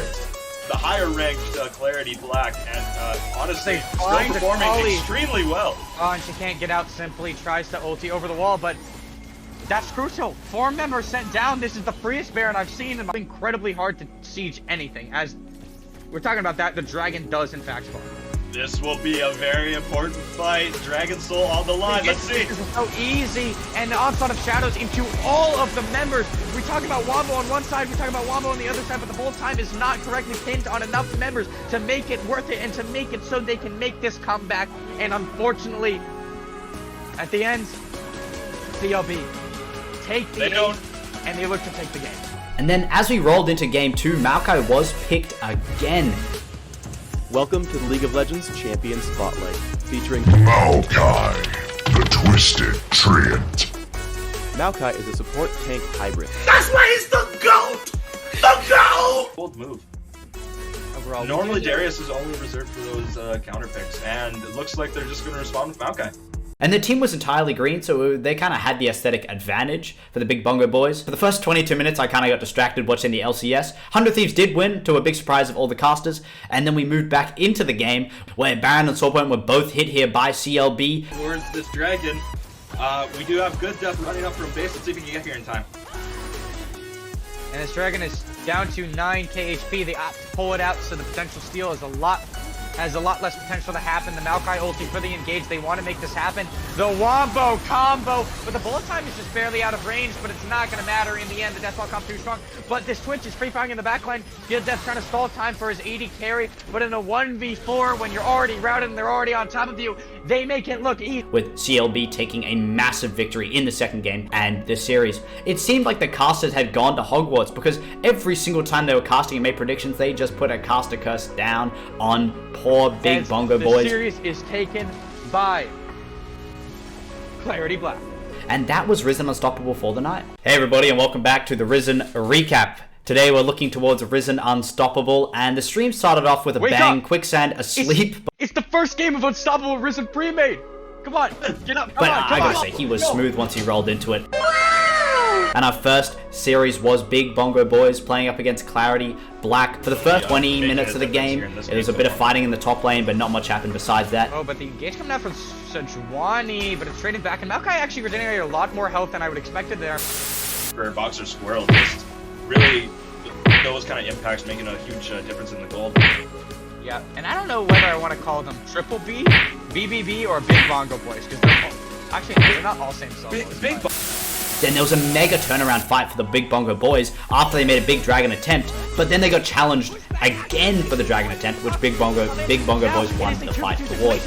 On this side, and there's a 3v2 on the other side, but I can't punch to it, and I can't punch to it. But Boxer Squirrel in the midst of it all, unable to get too much out, but finds the Q before he's last, dies, and Chicken Fried Rice 200 Keep with good depth does not unfortunately have the W enough up to heal him. And the call comes back in the circuit, but finds one. Can she find two? No, she gets shut down, and the exchange applies is so insane. Can Maokai find the damage to Treble back? And he does, but unfortunately, it is the ace on the side of CLB that allows them to get this dragon. Much later in the game, Big Bongo boys chased Akali down in the bot lane, meaning that Clarity Black had so much freedom to take that first Baron, and from that Baron, they spiraled away from a team fight and took the victory. The higher ranked Clarity Black, and honestly, still find performing Akali extremely well. Oh, and she can't get out, simply tries to ulti over the wall, but that's crucial. 4 members sent down. This is the freest Baron I've seen, and it's incredibly hard to siege anything. As we're talking about that, the dragon does in fact spawn. This will be a very important fight. Dragon Soul on the line. Let's see. This is so easy, and the onslaught of shadows into all of the members. We talk about Wombo on one side, we talk about Wombo on the other side, but the whole time is not correctly pinned on enough members to make it worth it and to make it so they can make this comeback. And unfortunately, at the end, CLB take the game, and they look to take the game. And then as we rolled into game 2, Maokai was picked again. Welcome to the League of Legends Champion Spotlight, featuring Maokai, the Twisted Treant. Maokai is a support tank hybrid. That's why he's the GOAT! The GOAT! Bold move. Overall, Normally Darius is only reserved for those counter picks, and it looks like they're just going to respond with Maokai. And the team was entirely green, so they kind of had the aesthetic advantage for the Big Bongo boys. For the first 22 minutes, I kind of got distracted watching the LCS. 100 Thieves did win, to a big surprise of all the casters. And then we moved back into the game, where Baron and Soulpoint were both hit here by CLB. Towards this dragon, we do have good death running up from base. Let's see if we can get here in time. And this dragon is down to 9k HP. They opt to pull it out, so the potential steal is has a lot less potential to happen. The Maokai ulti for the engage. They want to make this happen. The Wombo combo, but the bullet time is just barely out of range, but it's not going to matter in the end. The Deathball comes too strong, but this Twitch is free firing in the backline. Field Death trying to stall time for his AD carry, but in a 1v4, when you're already routed and they're already on top of you, they make it look easy. With CLB taking a massive victory in the second game and the series, it seemed like the casters had gone to Hogwarts, because every single time they were casting and made predictions, they just put a caster curse down on poor Big Bongo Boys. The series is taken by Clarity Black. And that was Risen Unstoppable for the night. Hey everybody, and welcome back to the Risen recap. Today we're looking towards Risen Unstoppable, and the stream started off with a Wake bang, up! Quicksand asleep. It's the first game of Unstoppable Risen pre-made. Come on, get up, But I gotta say, he was smooth once he rolled into it. And our first series was Big Bongo Boys playing up against Clarity Black for the first 20 minutes. All right, ladies and gentlemen, we are back. And we're ready to get into this draft, I believe. It's still spooky. I'm still joined by none other than Myopia. And Myopia, I want you to take a real close look at this. True to your name. True to your name, I want you to get real close and get a real good look at it. What do you think we're going to roll out here first? Sorry, what was that? What do you think we should expect to see roll out first here in these bands, other than Zeri? I would not be surprised to see some similar bands coming out from the side of SwiftDuelist, maybe like a Lilia or Olaf. And that's, let's see here. The Olaf is one of those carry picks that I think level 100 Mafia boss would be pretty scary on, provided he can get ahead in that early game. And so far, we're just seeing the same bands from game 1, so it could be a Lilia ban again here. You know, I don't necessarily hate that decision, right? Because it didn't necessarily feel like any one thing that SwiftDuelist was doing was really crippling level 100. And so maybe just take out those big comfort bands, or so comfort picks, I should say. The Teemo is interesting. We learned that Team SwiftDuelist actually is losing 2 bands this game for the emergency subs. I thought that was about the time between games there, but apparently it is them for the subs. Not exactly sure what's going on, but... All right, well, that's certainly interesting. So the Teemo ban is just a placeholder, as no one was intending to play that awful godforsaken champion anyway. And Victor is actually the thing from SwiftDuelist's last comp that they thought was maybe the most impactful, I guess, which is interesting. I think the Amumu was maybe a little bit better as a flex, and they actually first picked the Aatrox, which, assuming that level 100 Mafia boss can play it, I think that makes a lot of sense. So we do have that strong pick in the top lane that they can potentially use to snowball, become a raid boss, and slaughter SwiftDuelist's team, provided he does do well on it. Yeah, the Aatrox was certainly a problem area for level 100 in that game 1. Just Relish was finding so much success in that, able to consistently outtrade, consistently survive for very long periods of time, even when having multiple members of level 100 committed to him. And the lockdown and damage was just so crazy, and level 100 couldn't fight back into it. I like this response from SwiftDuelist as well. The Renekton has some flex potential, could be mid, could be top. Either way, it's an aggressive pick, and it can fight well into this Aatrox if they decide to go for that. Yuck, Renekton, that's all I have to say. But pretty standard matchup, I think. Often seen in pro play. Sejuani is the second pick there. So technically, those still could both be flexes. We're going to see the Lilia that SwiftDuelist was not able to ban come out here. Okay. Take away the Amumu. Presumably support, unless they want to do some shenanigans with maybe like Aatrox mid, Lilia top, but I don't think that's going to happen. Aatrox ADC. Oh, the big brain plays. And they're actually not going to take away the Amumu, they're going to take away the Sejuani instead. So that might signal to me that level 100 could be going for that MF pick that they did last game, because Leona's a very good pairing with that, and then it also counters Misfortune relatively well with the long-range Solar Flare. So I think it would make a lot of sense to go for that pick again, especially with the Lilia pickup, actually, because Lilia Sleep, if you hit it with like a dot ability, or one that's not one instance of damage, essentially, like a Misfortune ult, it will actually not break the sleep. So you can get a big sleep with Lilia and then just put a whole Misfortune ult over the top and deal so much damage with it. And it's going to be a Veigar pick here. It was a mispick for the side of SwiftDuelist. I think that pick is fine. It provides some pretty good damage in the mid lane and an ability to potentially zone off that Leona, that Lilia, that Aatrox with the cage. So I think it's pretty good. Now, you mentioned it has the potential to zone off those 3 picks, but on the flip side, without any mobility, do you think he might be at some risk of getting jumped on by this Leona? Drop a Solar Flare on his head, and then suddenly you've got Leona and Aatrox running at you, locking you down, and just bursting you? Yeah, I think there's definitely a possibility of that. Ultimately, it just depends on how the freeze frame is able to position on that Veigar, I think. And how well the Sejuani and Renekton are able to act as that front line and keep those big diving carries off the top of you. And then, if you get fed on Veigar as well, you can potentially just like one-shot a Lilia or Aatrox before they can even get on you as well. So, a lot of possibilities there.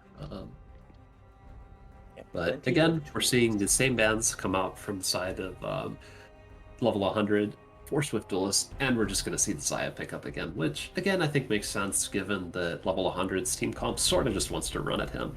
And Xayah is pretty good at dodging that sort of thing. Yeah, I can't say I'm too surprised to see this Xayah come back. SwiftDuelist looked absolutely great on it the first time. I like this adjustment here. Okay, let me put an asterisk on that. I like the adjustment to a safer pick that you even mentioned. You called this Ezreal specifically Myopia. However, I don't like Ezreal, so I'm displeased. Fair enough. His voice lines are a little bit annoying, but he is a good pick. And we're actually going to see a Vladimir come out into the Veigar. It's an interesting pick because you can pretty easily dodge the cage and the Veigar ult because it's very I mean, any of Veigar's damage, really, because it's so choreographed. And Vladimir, if he's able to get ahead, he can be that gigantic carry that level 100 may need. And we're just going to see the standard Xayah Rakan. Nothing too crazy there from the support pick. I have to tell you, Myopia. Yes. I feel so bad for level 100's bot lane right now. Not because of the potency of Xayah Rakan, but because their voice lines together are just so dang annoying, man. They've got to listen to that the entire lane phase. The whole time, they have to listen to that. And, like, my mental would break. I'm not kidding. My mental will break if I have to listen to these two in a game. You just gotta tune it out. That's all you need. Hopefully they can do just that, because they do have a nice bot lane they've drafted here, right? Leona has that all-in potential, and before they want to completely commit to a target, they have this Ezreal to go ahead and just poke these targets down and soften them up for that all-in engage. I'm actually really liking the way this draft looks right now. Yeah, I do like level 100's comp a lot more this game. I think they have a much clearer game plan and a comp that works a lot better. But at the same time, I think they do have to worry about the Veigar cage and the Xayah ult, the Feather Storm there, because, again, if they run into that too hard, they have the potential of just taking a ton of damage from those feathers. And I think the thing we want to highlight, again, is just going to be the top and bot lane matchups. I think if Aatrox gets ahead into this Renekton matchup, he can really be that unkillable, gigantic raid boss carry that we've seen Aatrox beat so many times, and we saw last game. And then if we see Xayah get ahead of Ezreal Leona here, she can potentially be that gigantic DPS carry to counteract the Aatrox. So I think it's going to be a balancing act of the two. And I would expect to see Panda roam quite a bit on this Leona with the Ezreal pick. We saw some pretty good roams from him last game, and this game, I think that Rigidity Ray will be able to be a lot safer during those roams, and just be able to enable that a little more with the picks here. Sure. Now, one thing I do want to do is I want to revisit such a topic for this set so far. This Aatrox versus Renekton, right? We've talked about how they both have potential to fight into each other and how they can both succeed very nicely if one of them gets a lead. looking at the late game scaling of these champions, right? Aatrox has so much sustain, and Renekton has some of that as well. But as the game gets later, do you think this Renekton maybe falls off a little bit more compared to the Aatrox, or do you think it's about even? I would say Renekton probably falls off a little harder right now, but it depends on what build you go. Because if you go for like a semi-tanky build with maybe like a Frostfire Gauntlet and Blade of the Ruined King, then you scale like not terribly, honestly. You can still one-shot a carry late game. But if you do go more of a standard bruiser, then I think you're mostly just going to be useful for that initial engage with the stun, and then you're sort of not going to be doing too much compared to an Aatrox, who has very, very short cooldowns comparatively, and will be able to drain tank incredibly well in comparison to a Renekton. Overall, late game, I would probably favor the side of level 100. I think that Vladimir especially is just incredibly potent late game, and it's going to be... It can potentially be difficult for the side of SwiftDuelist to deal with him. They do have a lot of CC, but I would be a little worried about Vladimir just being able to get on Veigar and completely eliminate a lot of the damage of SwiftDuelist's team before they can even really start to get that off.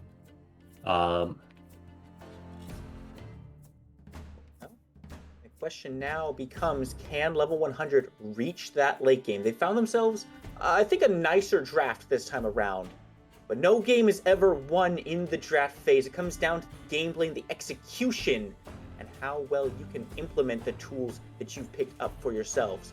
Last time, level 100 took a heavy deficit rather early on in the game, so they'll have to make sure they don't make that same mistake again. We'll get all the answers to the questions that we know in just a moment here. We're going to be at a short break. Stay tuned, because we finally got this game rolling, and you do not want to miss even 1 second of it.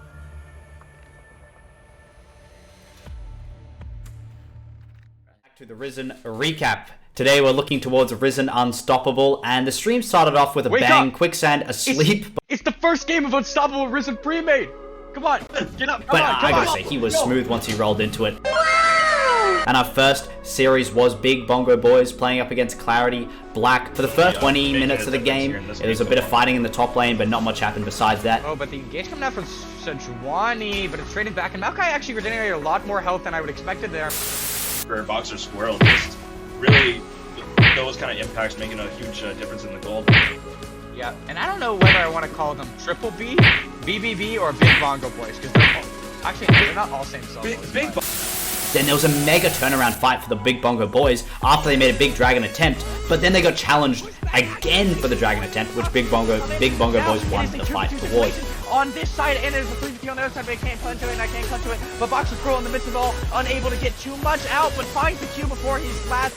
Dies, and Chicken Fried Rice to an escape with good depth, does not unfortunately have the W enough up to heal him, and the call comes back in the circuit, flip finds one, can she find two? No, she gets shut down, and the exchange of lives is so insane. Can Maokai find the damage retrieval back? And he does, but unfortunately, it is the ace on the side of CLB that allows them to get this dragon. Much later in the game, Big Bongo Boys chased Akali down in the bot lane, meaning that Clarity Black had so much freedom to take that first Baron, and from that Baron, they spiraled away from a teamfight and took the victory.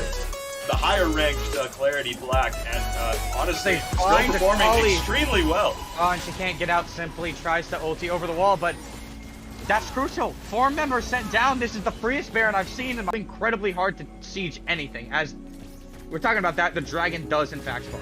This will be a very important fight. Dragon Soul on the line. Let's see. This is so easy, and the onslaught of shadows into all of the members. We talk about Wombo on one side, we talk about Wombo on the other side, but the whole time is not correctly pinned on enough members to make it worth it and to make it so they can make this comeback. And unfortunately, at the end, CLB take the game, and they look to take the game. And then as we rolled into game 2, Maokai was picked again. Welcome to the League of Legends Champion Spotlight, featuring Maokai, the Twisted Treant. Maokai is a support tank hybrid. That's why he's the GOAT! The GOAT! Bold move. Overall, Normally Darius is only reserved for those counter picks, and it looks like they're just going to respond with Maokai. And the team was entirely green, so they kind of had the aesthetic advantage for the big bongo boys. For the first 22 minutes, I kind of got distracted watching the LCS. 100 Thieves did win, to a big surprise of all the casters, and then we moved back into the game. We good? All right, ladies and gentlemen, we are back with game number 2 of a most exciting set here. Already we can see some adjustments in level 100's team decision. Last time we saw them go 3 up in the top lane, headed to that bush. This time around, they're all going down here in the bot side. May see a small invade come out early on. We'll see what they want to do here. Myopia, what are you expecting from this? Well, right now it doesn't look like they're going to get much just because there's no one here. But if we do see SwiftDuelist and NKDA come back into this bot buff, there could potentially be a kill angle here from the side of level 100. But it looks like they're maybe giving up this invade. But they are going to tap right in front of a couple members here. No punishment there. They're A-okay for now. Freeze Frame might look for a stack or two. He is going to get one. It's a little bit of damage for his troubles, but I think he's okay with this so far. A lot of damage, actually. Half his health bar gone. Actually starting up a recall. Rishi Ray still looking for some of those mystic shots. Not able to connect. That will force Freeze Frame to reset here. How much do you think that'll actually impact it early? I mean, burning that TP from the freeze frame is pretty significant. I think Taif has the opportunity to potentially do some sort of all-in and force freeze frame off of a lot of farm, which is pretty significant, honestly. If we're able to see Taif get ahead on this pick this game and maybe snowball a lot more, I think that could already change the game state pretty heavily. We're seeing Ricky Ray put up a good fight here. Kinda takes a little bit of damage there, loses about a quarter of his HP, actually a little bit closer to 50%, actually takes right down to 50% with that shot. You can see SwiftDuelist still wants aggressive in this bot lane, but it might be a little bit harder this time around. I say that, but they hit level. They go in and put some damage onto Panda Boat. Not able to confirm anything just yet, but it does give them some pressure. So, generally a lot of scrapping going on right now. Too dissimilar from last game in that sense. That's certainly a lot of it. A flash comes through. Panda Boat looking for the engage. The exhaust comes. Is the target. Ignite goes out, but Rishi Ray is dangerously low. First Blood rolls out once again. It's taking story to SwiftDuelist in the bot lane, looking for one more. You can't see this blade that! Double kill for SwiftDuelist. Yeah, and we see some early dominance coming out here for SwiftDuelist again, and that was a little bit close there, Alphacer. But here is the rotation. Just Relish is here. He's a little bit low, though. The chain come through. Engage onto Alphacer. Ignites, roll out, but Just Relish can't finish it off. He goes down, and that's 2 in the top side. Taif finds the kill onto Postman this time around. And you're fighting on the enemy side. You gotta expect those rotations. Yeah, that's exactly what we wanted to see from level 100 here. They're playing well around their top side, using the strength of those champions to get those stronger fights than they did last game. And they're still not necessarily ahead. It's a pretty even game so far, given the kills that have gone over each team, but they're showing a lot more life than they did last game already, I would say. So, good, a good reset on the mental from them, coming into the second game strong here. Well, they certainly had some time to get that reset in, didn't they? They seem to have used it wisely. Maybe practice a little bit of yoga in their downtime there. But hey, if it works, it works. And they're definitely putting in some great fights so far. Still a little bit ambitious in this bot lane. Might need to see them slow down a little bit. You can see that cleanse is burned from Rishi Ray, so no safety there other than that little blink he has. Remember, that has a long cooldown. So you're going to have to be careful with Postman showing up. They're looking for a little bit of action. Pando is the target. He's going to get down towards his tier 1. I think Rishi Ray's already looking better. He's firing a lot of damage back. Yeah. And interestingly, Just Relish actually bought a call on that Renekton, which is a little different from what you usually see on an early game pick like that. But I think he may just be sacking the lane a little bit at this point. sacrificing some early power there. Good stun comes out there from Freeze Frame, but he's out of mana. Taif might also be out of mana, but he doesn't use mana, so that's not really for him. Going back to this Renekton, though, do you think this Cole is an indicator that we might see more Bruiser-style build coming out from this Just Relish on the Renekton? Or do you think he'll still go for a little bit more damage-oriented? I wouldn't be surprised to see like the Blade of the Ruin King build coming out. I think especially into something like an Aatrox, you're not really going to be able to burst him too much, so having that more sustained DPS could help him out a lot there. So I wouldn't be surprised to see it coming out. I'll have to wait and see what he does decide to do. Here in the mid lane, Level 100 has finally gotten themselves some pressure. If you recall game number 1, you can recognize how problematic Freeze Frame actually was on that Victor. Not looking quite as successful so far on this Vigar, being forced out twice already. And still, Level 100 is looking for more aggression. Pandabo has turned up to the top lane. Zenithblade doesn't connect, though. That means there's not going to be any kill potential there. He has to walk away. Yeah, great dodge from Just Relish there to avoid the gank there. But we are already seeing the potential for Pandabo on that Leona to just make plays around the map. And they might go for a regank here. Just a little far up. Oh, good stun comes out there. Pre-prime, Just Relish goes into the ultimate looking for the damage. Knockups are good though, and the damage is better. Level 100 Mafia Boss has shown you why he's the boss up in the top lane. Finally gets himself a kill, and this is exactly what you want to see on this. Yeah, but honestly, I think they put a lot into that play. Just Relish still got a kill off it, and SwiftDuelist team is getting Dragon. So I don't know if that's worth honestly. Ultimately, it's one kill traded over for another kill and a Dragon, so it's not exactly the best play numerically there, I'd say. it's going to be all about what Mafia Boss can do with that kill in this lane. He's got the CS lead, he's got that kill advantage. So what's gonna balance that out is if he can continue that pressure, continue aggressing onto Just Relish and find those trades, maybe more successfully solo now that he has a little bit of an advantage here. I think that's really what they're gonna have to rely on. First Dragon, they let it go, but they have to be on top of these next ones, because we saw how they were in game number 1, and there were no dragons on their side that time. Yeah. And the thing is, even if level 100 Mafia Boss is pretty far ahead, you look at SwiftDuelist down here, and he is almost double Riggedy Ray's gold right now. He's about 1,400 gold ahead, which is a pretty huge lead at this point in the game.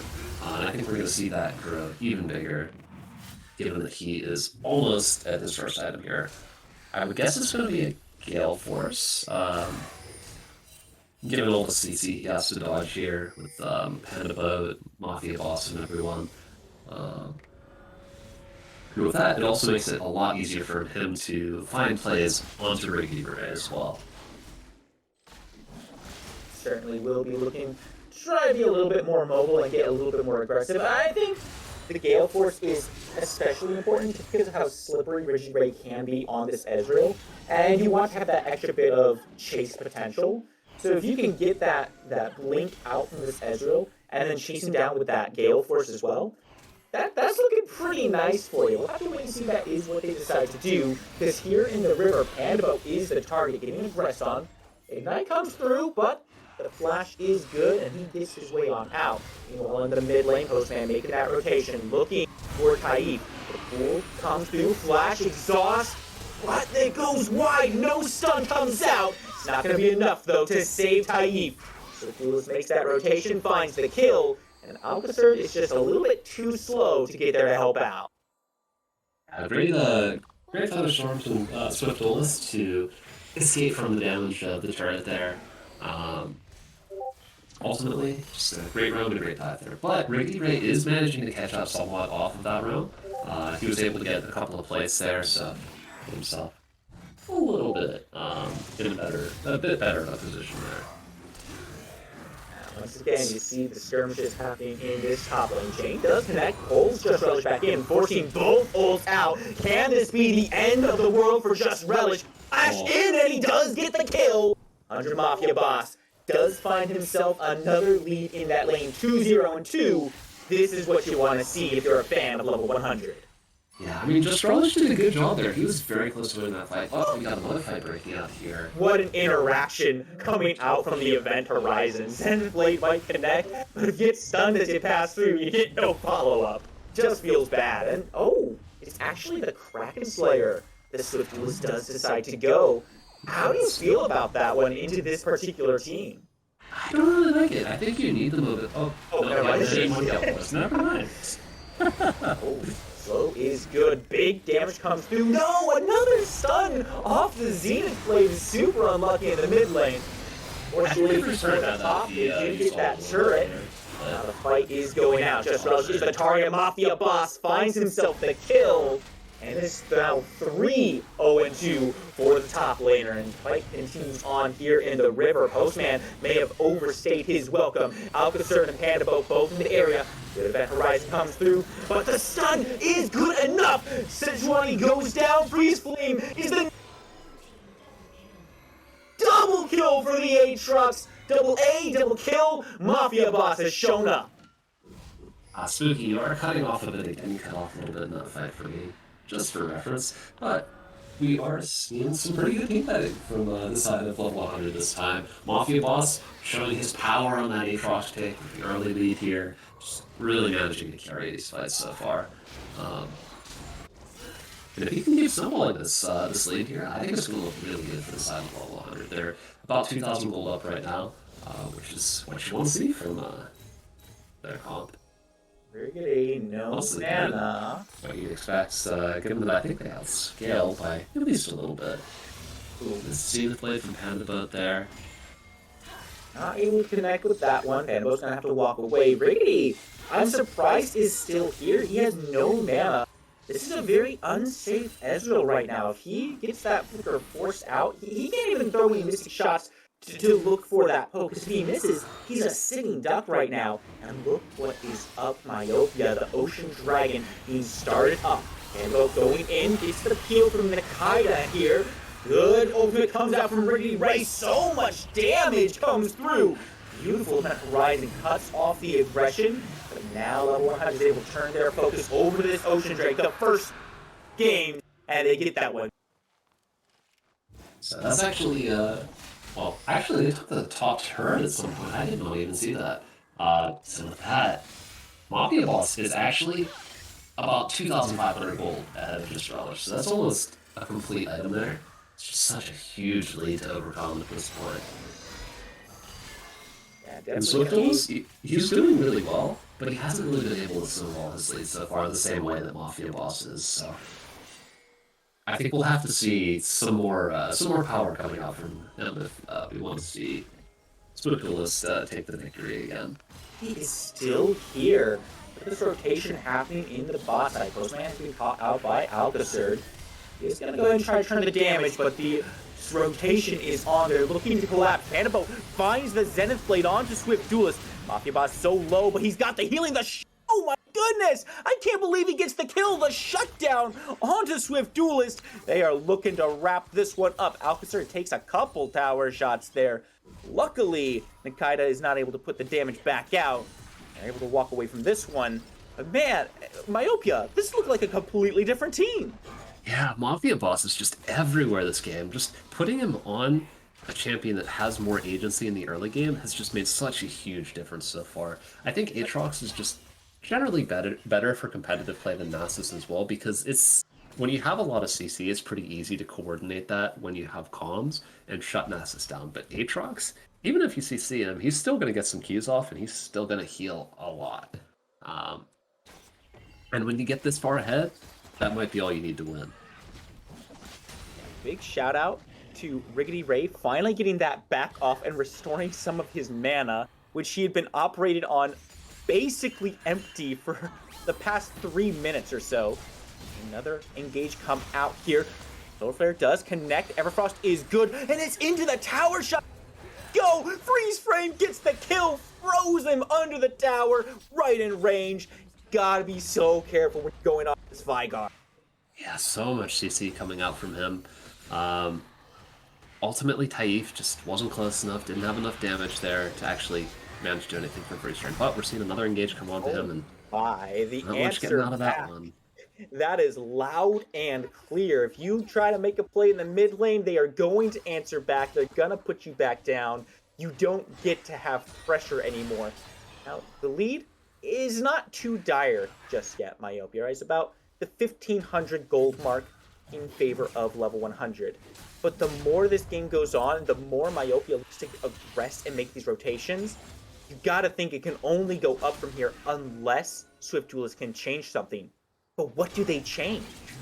I mean, honestly, I think they're doing a good job of negating the lead so far. Like, they were 2,000 gold down a few minutes ago. So given that previous game state, I think they're doing a pretty good job of just farming up, trying to get back into the game here.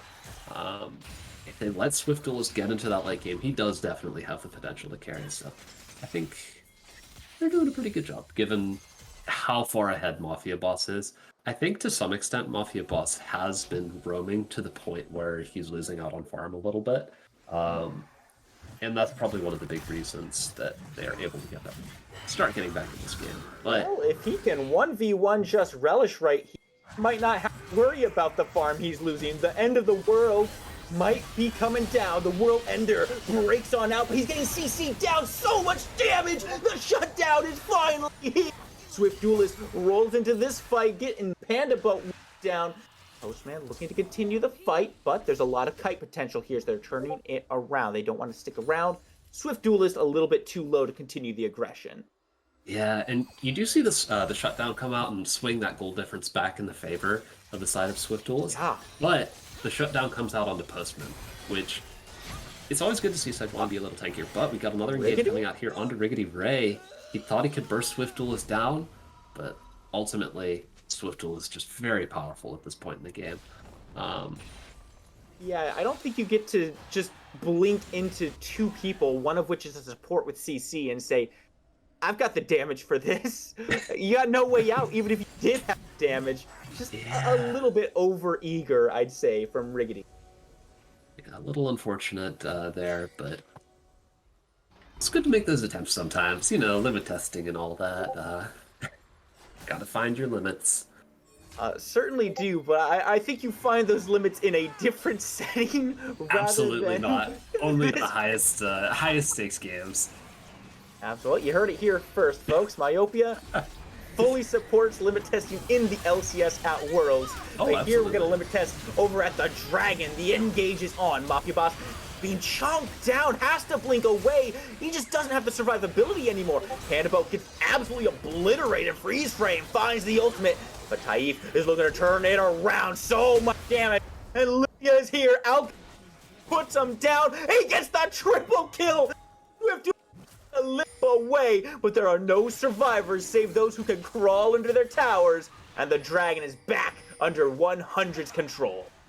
Yeah, it was looking pretty good for the side of SwiftDuelist at first. SwiftDuelist got off some great Xayah feathers Absolutely. to burst down Mafia Boss to the point where he had to back out of the fight. But Alcacer with the Lilia just coming in there, doing so much damage, getting a great Lilia ult off. That they just weren't able to turn it around after they burned so much on Mafia Boss to begin with. Yeah, I mean, the fact that they didn't even kill Mafia Boss there is a little unfortunate, but they might get a second chance here because he's once super far up, trying to get the healing. World Ender comes through, but he's limping away. Very far. Crawl, crawl, crawl. You will fall. Postman And they now still is the want next more. target. Alcacer putting out some damage. They do find it. Godlike, but an immediate shutdown is just Relish is trying to find Riggedy Ray, but Taif has the damage to back his ADC up. And that is a 2-for-2 trade. Both top laners, both junglers falling in that one. I'm not sure who I'd say that favors. Again, you see the shutdown coming out from Alcacer, but you see it on NKDA on the Rakan, which, if you're getting that shutdown gold on those tanks, that's and Rakan's not really even a tank per se. That's not what you want to see. Taif wants a little bit more. Nakaida does get hit. So does Wow-wee, that's damage. They are lucky they were out of range for the rest of the kit on that one, because that was almost a guaranteed kill there. No kills roll out, but dang, that's some damage. Great block from NKDA coming out there to protect SwiftDuelist from that Tides of Blood, I believe it's called, the Vladimir E. I think it would have killed SwiftDuelist along with the ult. Oh yeah, for sure. So, great job from NKDA there, having the presence of mind to block that there. I mean, like, the ult itself did, I think, almost half of SwiftDuelist's HP. So if you get the transfusion and the Tides of Blood on there, 100% a kill. Even the Tides of Blood gonna make that real dicey. Take a look at the positioning from level 100 right now. They want to keep on going with this aggression. They're looking at Just Relish. Might be looking to try to set up for an objective up here. Just Relish gonna have to try to take down this tower quickly. He does get it. Now he's got to worry about the chains. Not getting pulled, getting knocked up though. Wow-wee, so much damage comes out from Mafia Boss. And he's gonna take that one down nice and clean. Answer back is here in the mid lane, but I don't think they're gonna be able to get this tower. Taif and Riggedy are doing a great job of defending. Yeah, we're seeing a lot of focus on Just Relish like we did last game, but this game is so much more successful. The Renekton just really not being able to delay in the same way that Aatrox was last game from Just Relish. Now a fight brewing around this Baron pit. They're looking for a little bit here. Level 100 has it pulled. Gonna go ahead and drop it here because now they don't want to fight with SwiftDuelist all in the area. Gonna end up with not too much happening, but you can see where both teams' minds are at. Wow, Taif looking for the 100 to 0. Find it. No, he can't. He might get 100 to 0 himself. SwiftDuelist makes the rotation. Thankfully, Rickety Ray can sweep that one up, mop it up, put it in the bucket. Freeze frame, Taif trade out 1-for-1. Yeah. A little bit of over-aggression from Taif there. I think maybe he overestimated his damage a little bit. Maybe didn't know other people were in the area, but like we were saying before, that limit testing always works. Absolutely. Always go for it. And he did indeed go for it, and he has now learned that he does have a limit. He is not allowed to try to 1v3 freeze frame. It doesn't work out in his favor. But they did find out that Riggedy Ray can burst down a quarter health Vigar when no one else is around. So they're learning things all the time, and isn't that really the joy of League? Just discovering new interactions. Now keep an eye on this Dragon Pit because it is coming up in about a minute. Myopia, you got to expect the next fight to be around us. Yeah, I think it's a little bit rough for the side of SwiftDuelist right now. They rely so much on SwiftDuelist to get this damage out right now with how strong he is. But with the Vladimir and the Lilia, it's going to be hard for him to survive. But we see an engage coming out onto Just Relish, but he's put that's right a one-man Lilia ult. That's not really what you want to see when this Dragon's coming up soon. And now Just Relish about half health, but Postman on the enemy side is trying to wait for his team to get in there. Zenith Blade pulls very far. Good knock-up hits, and Just Relish goes down in an instant. Mafia Boss rolling through this fight, but he gets traded out quickly. But what an ultimate coming out from Taif! So much damage! The Hemo Plague hasn't... That's the ace, baby! Make it a triple for Riggedy, and make it a drag... Boys. That's some great team fighting coming out there from the side of level 100. It was looking a little rough when the Panda Boat went very far in to begin with. And Mafia Boss also got bursted out, but at this point, their other carries are strong enough that they don't necessarily need level 100 Mafia Boss to be that 1v9 raid boss in order to win these team fights. It's a little bit like last game from the side of SwiftDuelist.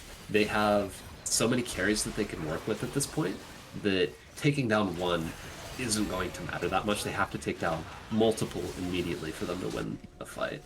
Now that fight shifts over to Baron. It looks like level 100 is going to be able to get this one nice and clean. Panda Boat on that zone, making sure the Postman can't step up with any steal attempts. Baron secured. I gotta say, Riggedy is looking a lot better on this Ezreal than he did on that Misfortune. he's able to stay so much safer and put out so much more poke damage. It's really a beautiful change that's working out for them. Yeah, I think it made a lot of sense with how they were playing last game, and I'm really glad to see that adaptation into a playstyle that I think makes a lot of sense. And he's doing a great job. They got another engage coming out here. Solar Flare burns, not much Solar yet. Flare there, not going to find any value. However, Alcacert is looking for a little bit more, puts Nakaida to sleep, but quickly able to re-emerge with his team. SwiftDuelist is the target, but putting tons of damage back out. Freeze Frame finds the first, and goodness, Mafia Boss is blown up, but still survives. And who else but Riggedy Ray is able to answer back with the double kill, make it a 3-for-1. Take those every day of the week. Level 100, they're just rolling down this mid lane. Yeah, they're so strong at this point that even if they burn an ult for not very much, just the Recon ult, trade it, it doesn't matter. They're so strong that they're just able to blow through the side of SwiftDuelist. Ultimately, SwiftDuelist doesn't have enough gold on their carries to really be able to burst down more than one member of level 100 at a time. Like, they're able to burst down level 100 Mafia Boss, but he's not the damage threat that you need to worry about compared to that Ezreal, to that Vladimir, to that Lilia. They're all just so strong. It's really hard to play against from the side of SwiftDuelist at this point. Yeah, I'd say Mafia Boss is doing a fantastic job right now of just getting so many of those tools out from SwiftDuelist, forcing them to use so much of their damage and disengage on this Aatrox, and just saying, okay, boys, I got their kits. You want to clean it on up here? And for their part, there's just like, oh yeah, we would love to clean this one up. This is why you're the boss. Thanks for the free team fight, my guy. And it's just working so well so far. SwiftDuelist has to make an adjustment. They have to commit something less to this Aatrox. Maybe just use the Event Horizon, or just put Just Relish on him to try to delay him from impacting the fights. But the area damage at the same time is so effective, I'm not sure exactly what their winning strategy is here. Yeah, it's difficult as well, because they really can't get on Riggedy Ray with their comp, but we got a 2-man sleep coming out here. Goodbye, Freeze Frame. Put to sleep, put in the ground. SwiftDuelist has to use the Feather Storm, and still gets pulled back in. Hello! Double kill now for Alcacert. I didn't expect that interaction, but I suppose Mafia Boss did, and that's why they're rolling through right now. March up that mid lane, take down the inhib. Only 2 defenders left for SwiftDuelist, and if they want to carry on, they're gonna have to make this a swift duel indeed. 1 tower down, 1 at half health, make it no health. Now the Nexus is exposed. Just Relish looking to try to start it up. Big tower damage comes out. The Nexus fountain lasering down Panda Boat. But that's not going to be enough to save this game. Level 100 answer back, and they answer back loud. We will not fall. Yeah, some great adaptation coming out of the draft there. Stronger lanes. Just honestly a great job for level 100. Coming back from that 1-game deficit. Take a strong game 2. And a statement game to show that even with the initial momentum on the side of SwiftDuelist, they're still happy to come back and take game 2 for themselves. Yeah, honestly, very, very impressive that they're able to just take that game 1 loss right on the chin and just say, no worries, guys. We know what we can do. We know that we're better than this game 1 performance, and we're going to show it in game number 2. And boy, howdy, did they. It might not have been quite the massive deficit that we saw in game number 1 coming out from SwiftDuelist, but they still secured themselves a very hefty lead, found themselves those objectives, and really, there's only one objective that truly matters in the game, and that's the Nexus that they got 28 minutes into this one. Stay tuned, folks, because we are going to be right back with the results of this set.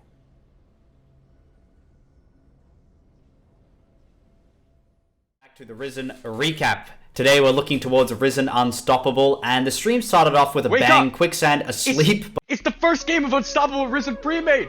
Come on, get up. But I gotta say, he was smooth once he rolled into it.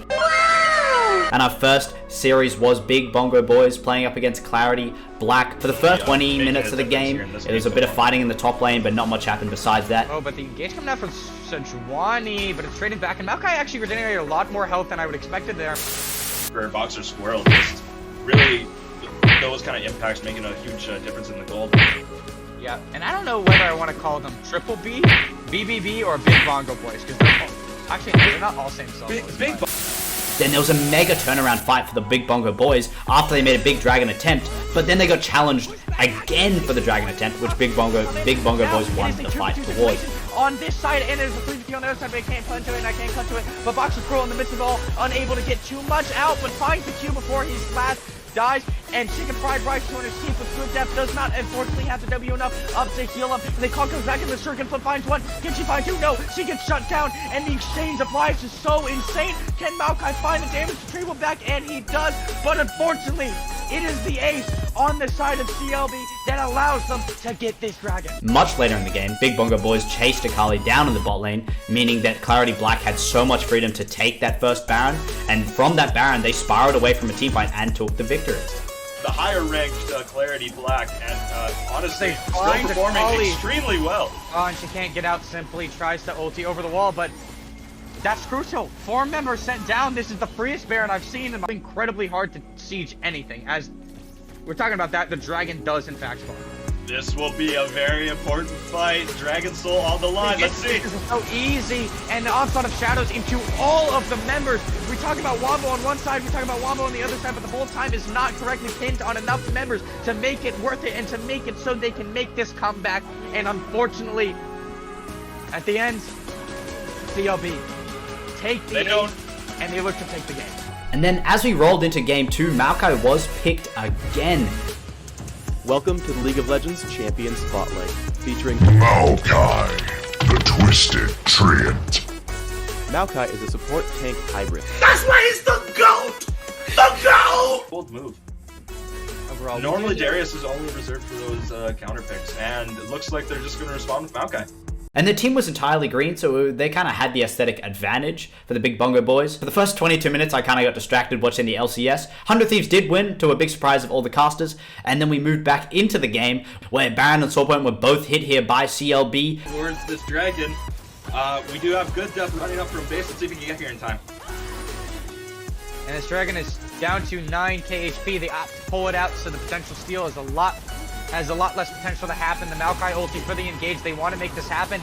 The Wombo combo, but the bullet time is just barely out of range, but it's not going to matter in the end. The Deathball comes too strong, but this Twitch is free firing in the backline. Good Death trying to stall time for his 80 carry, but in a 1v4, when you're already routed and they're already on top of you, they make it look easy. With CLB taking a massive victory in the second game and this series, it seemed like the casters had gone to Hogwarts, because every single time they were casting and made predictions, they just put a caster curse down on poor Big Bongo Boys. The series is taken by Clarity Black. And that was Risen Unstoppable for the night. Hey everybody, and welcome back to the Risen Recap. Today we're looking towards Risen Unstoppable, and the stream started off with a bang, Quicksand asleep. It's the first game of Unstoppable Risen pre-made. Come on, get up, come But on, I come gotta on. say, he was smooth once he rolled into it. And our first series was Big Bongo Boys playing up against Clarity Black. For the first 20 minutes of the game, it was a bit of fighting in the top lane, but not much happened besides that. Oh, but the engage coming out from Sejuani, but it's trading back, and Maokai actually regenerated a lot more health than I would expected there. For Boxer Squirrel, just really, those kind of impacts making a huge difference in the gold. Yeah, and I don't know whether I want to call them Triple B, BBB, or Big Bongo Boys, because they're not all same solos. Then there was a mega turnaround fight for the Big Bongo Boys after they made a big dragon attempt, but then they got challenged again for the dragon attempt, which Big Bongo Boys won the fight towards. On this side, and there's a 350 on the other side, but I can't clutch to it, and I can't clutch to it. But Box is Cruel in the midst of it all, unable to get too much out, but finds the Q before he's last. Dies, and Chicken Fried Rice to escape with good depth, does not unfortunately have the W enough up to heal him, and they call comes back in the circuit, flip finds one, can she find two? No, she gets shut down, and the exchange of lives is so insane. Can Maokai find the damage retrieval back? And he does, but unfortunately, it is the ace on the side of CLB that allows them to get this dragon. Much later in the game, Big Bongo Boys chased Akali down in the bot lane, meaning that Clarity Black had so much freedom to take that first Baron, and from that Baron, they spiraled away from a teamfight and took the victory. The higher ranked Clarity Black, and honestly, still find performing Akali extremely well. Oh, and she can't get out, simply tries to ulti over the wall, but that's crucial. 4 members sent down. This is the freest Baron I've seen, and it's incredibly hard to siege anything. As we're talking about that. The dragon does in fact spawn. This will be a very important fight. Dragon Soul on the line. Let's see. This is so easy, and the onslaught of shadows into all of the members. We talk about Wombo on one side, we talk about Wombo on the other side, but the whole time is not correctly pinned on enough members to make it worth it and to make it so they can make this comeback. And unfortunately, at the end, CLB take the lead, and they look to take the game. And then as we rolled into game 2, Maokai was picked again. Welcome to the League of Legends Champion Spotlight, featuring Maokai, the Twisted Treant. Maokai is a support tank hybrid. That's why he's the GOAT! The GOAT! Bold move. Overall, Normally Darius is only reserved for those counter picks, and it looks like they're just going to respond with Maokai. And the team was entirely green, so they kind of had the aesthetic advantage for the Big Bongo boys. For the first 22 minutes, I kind of got distracted watching the LCS. 100 Thieves did win, to a big surprise of all the casters, and then we moved back into the game, where Baron and Soulpoint were both hit here by CLB. Towards this dragon, we do have good depth running up from base. Let's see if we can get here in time.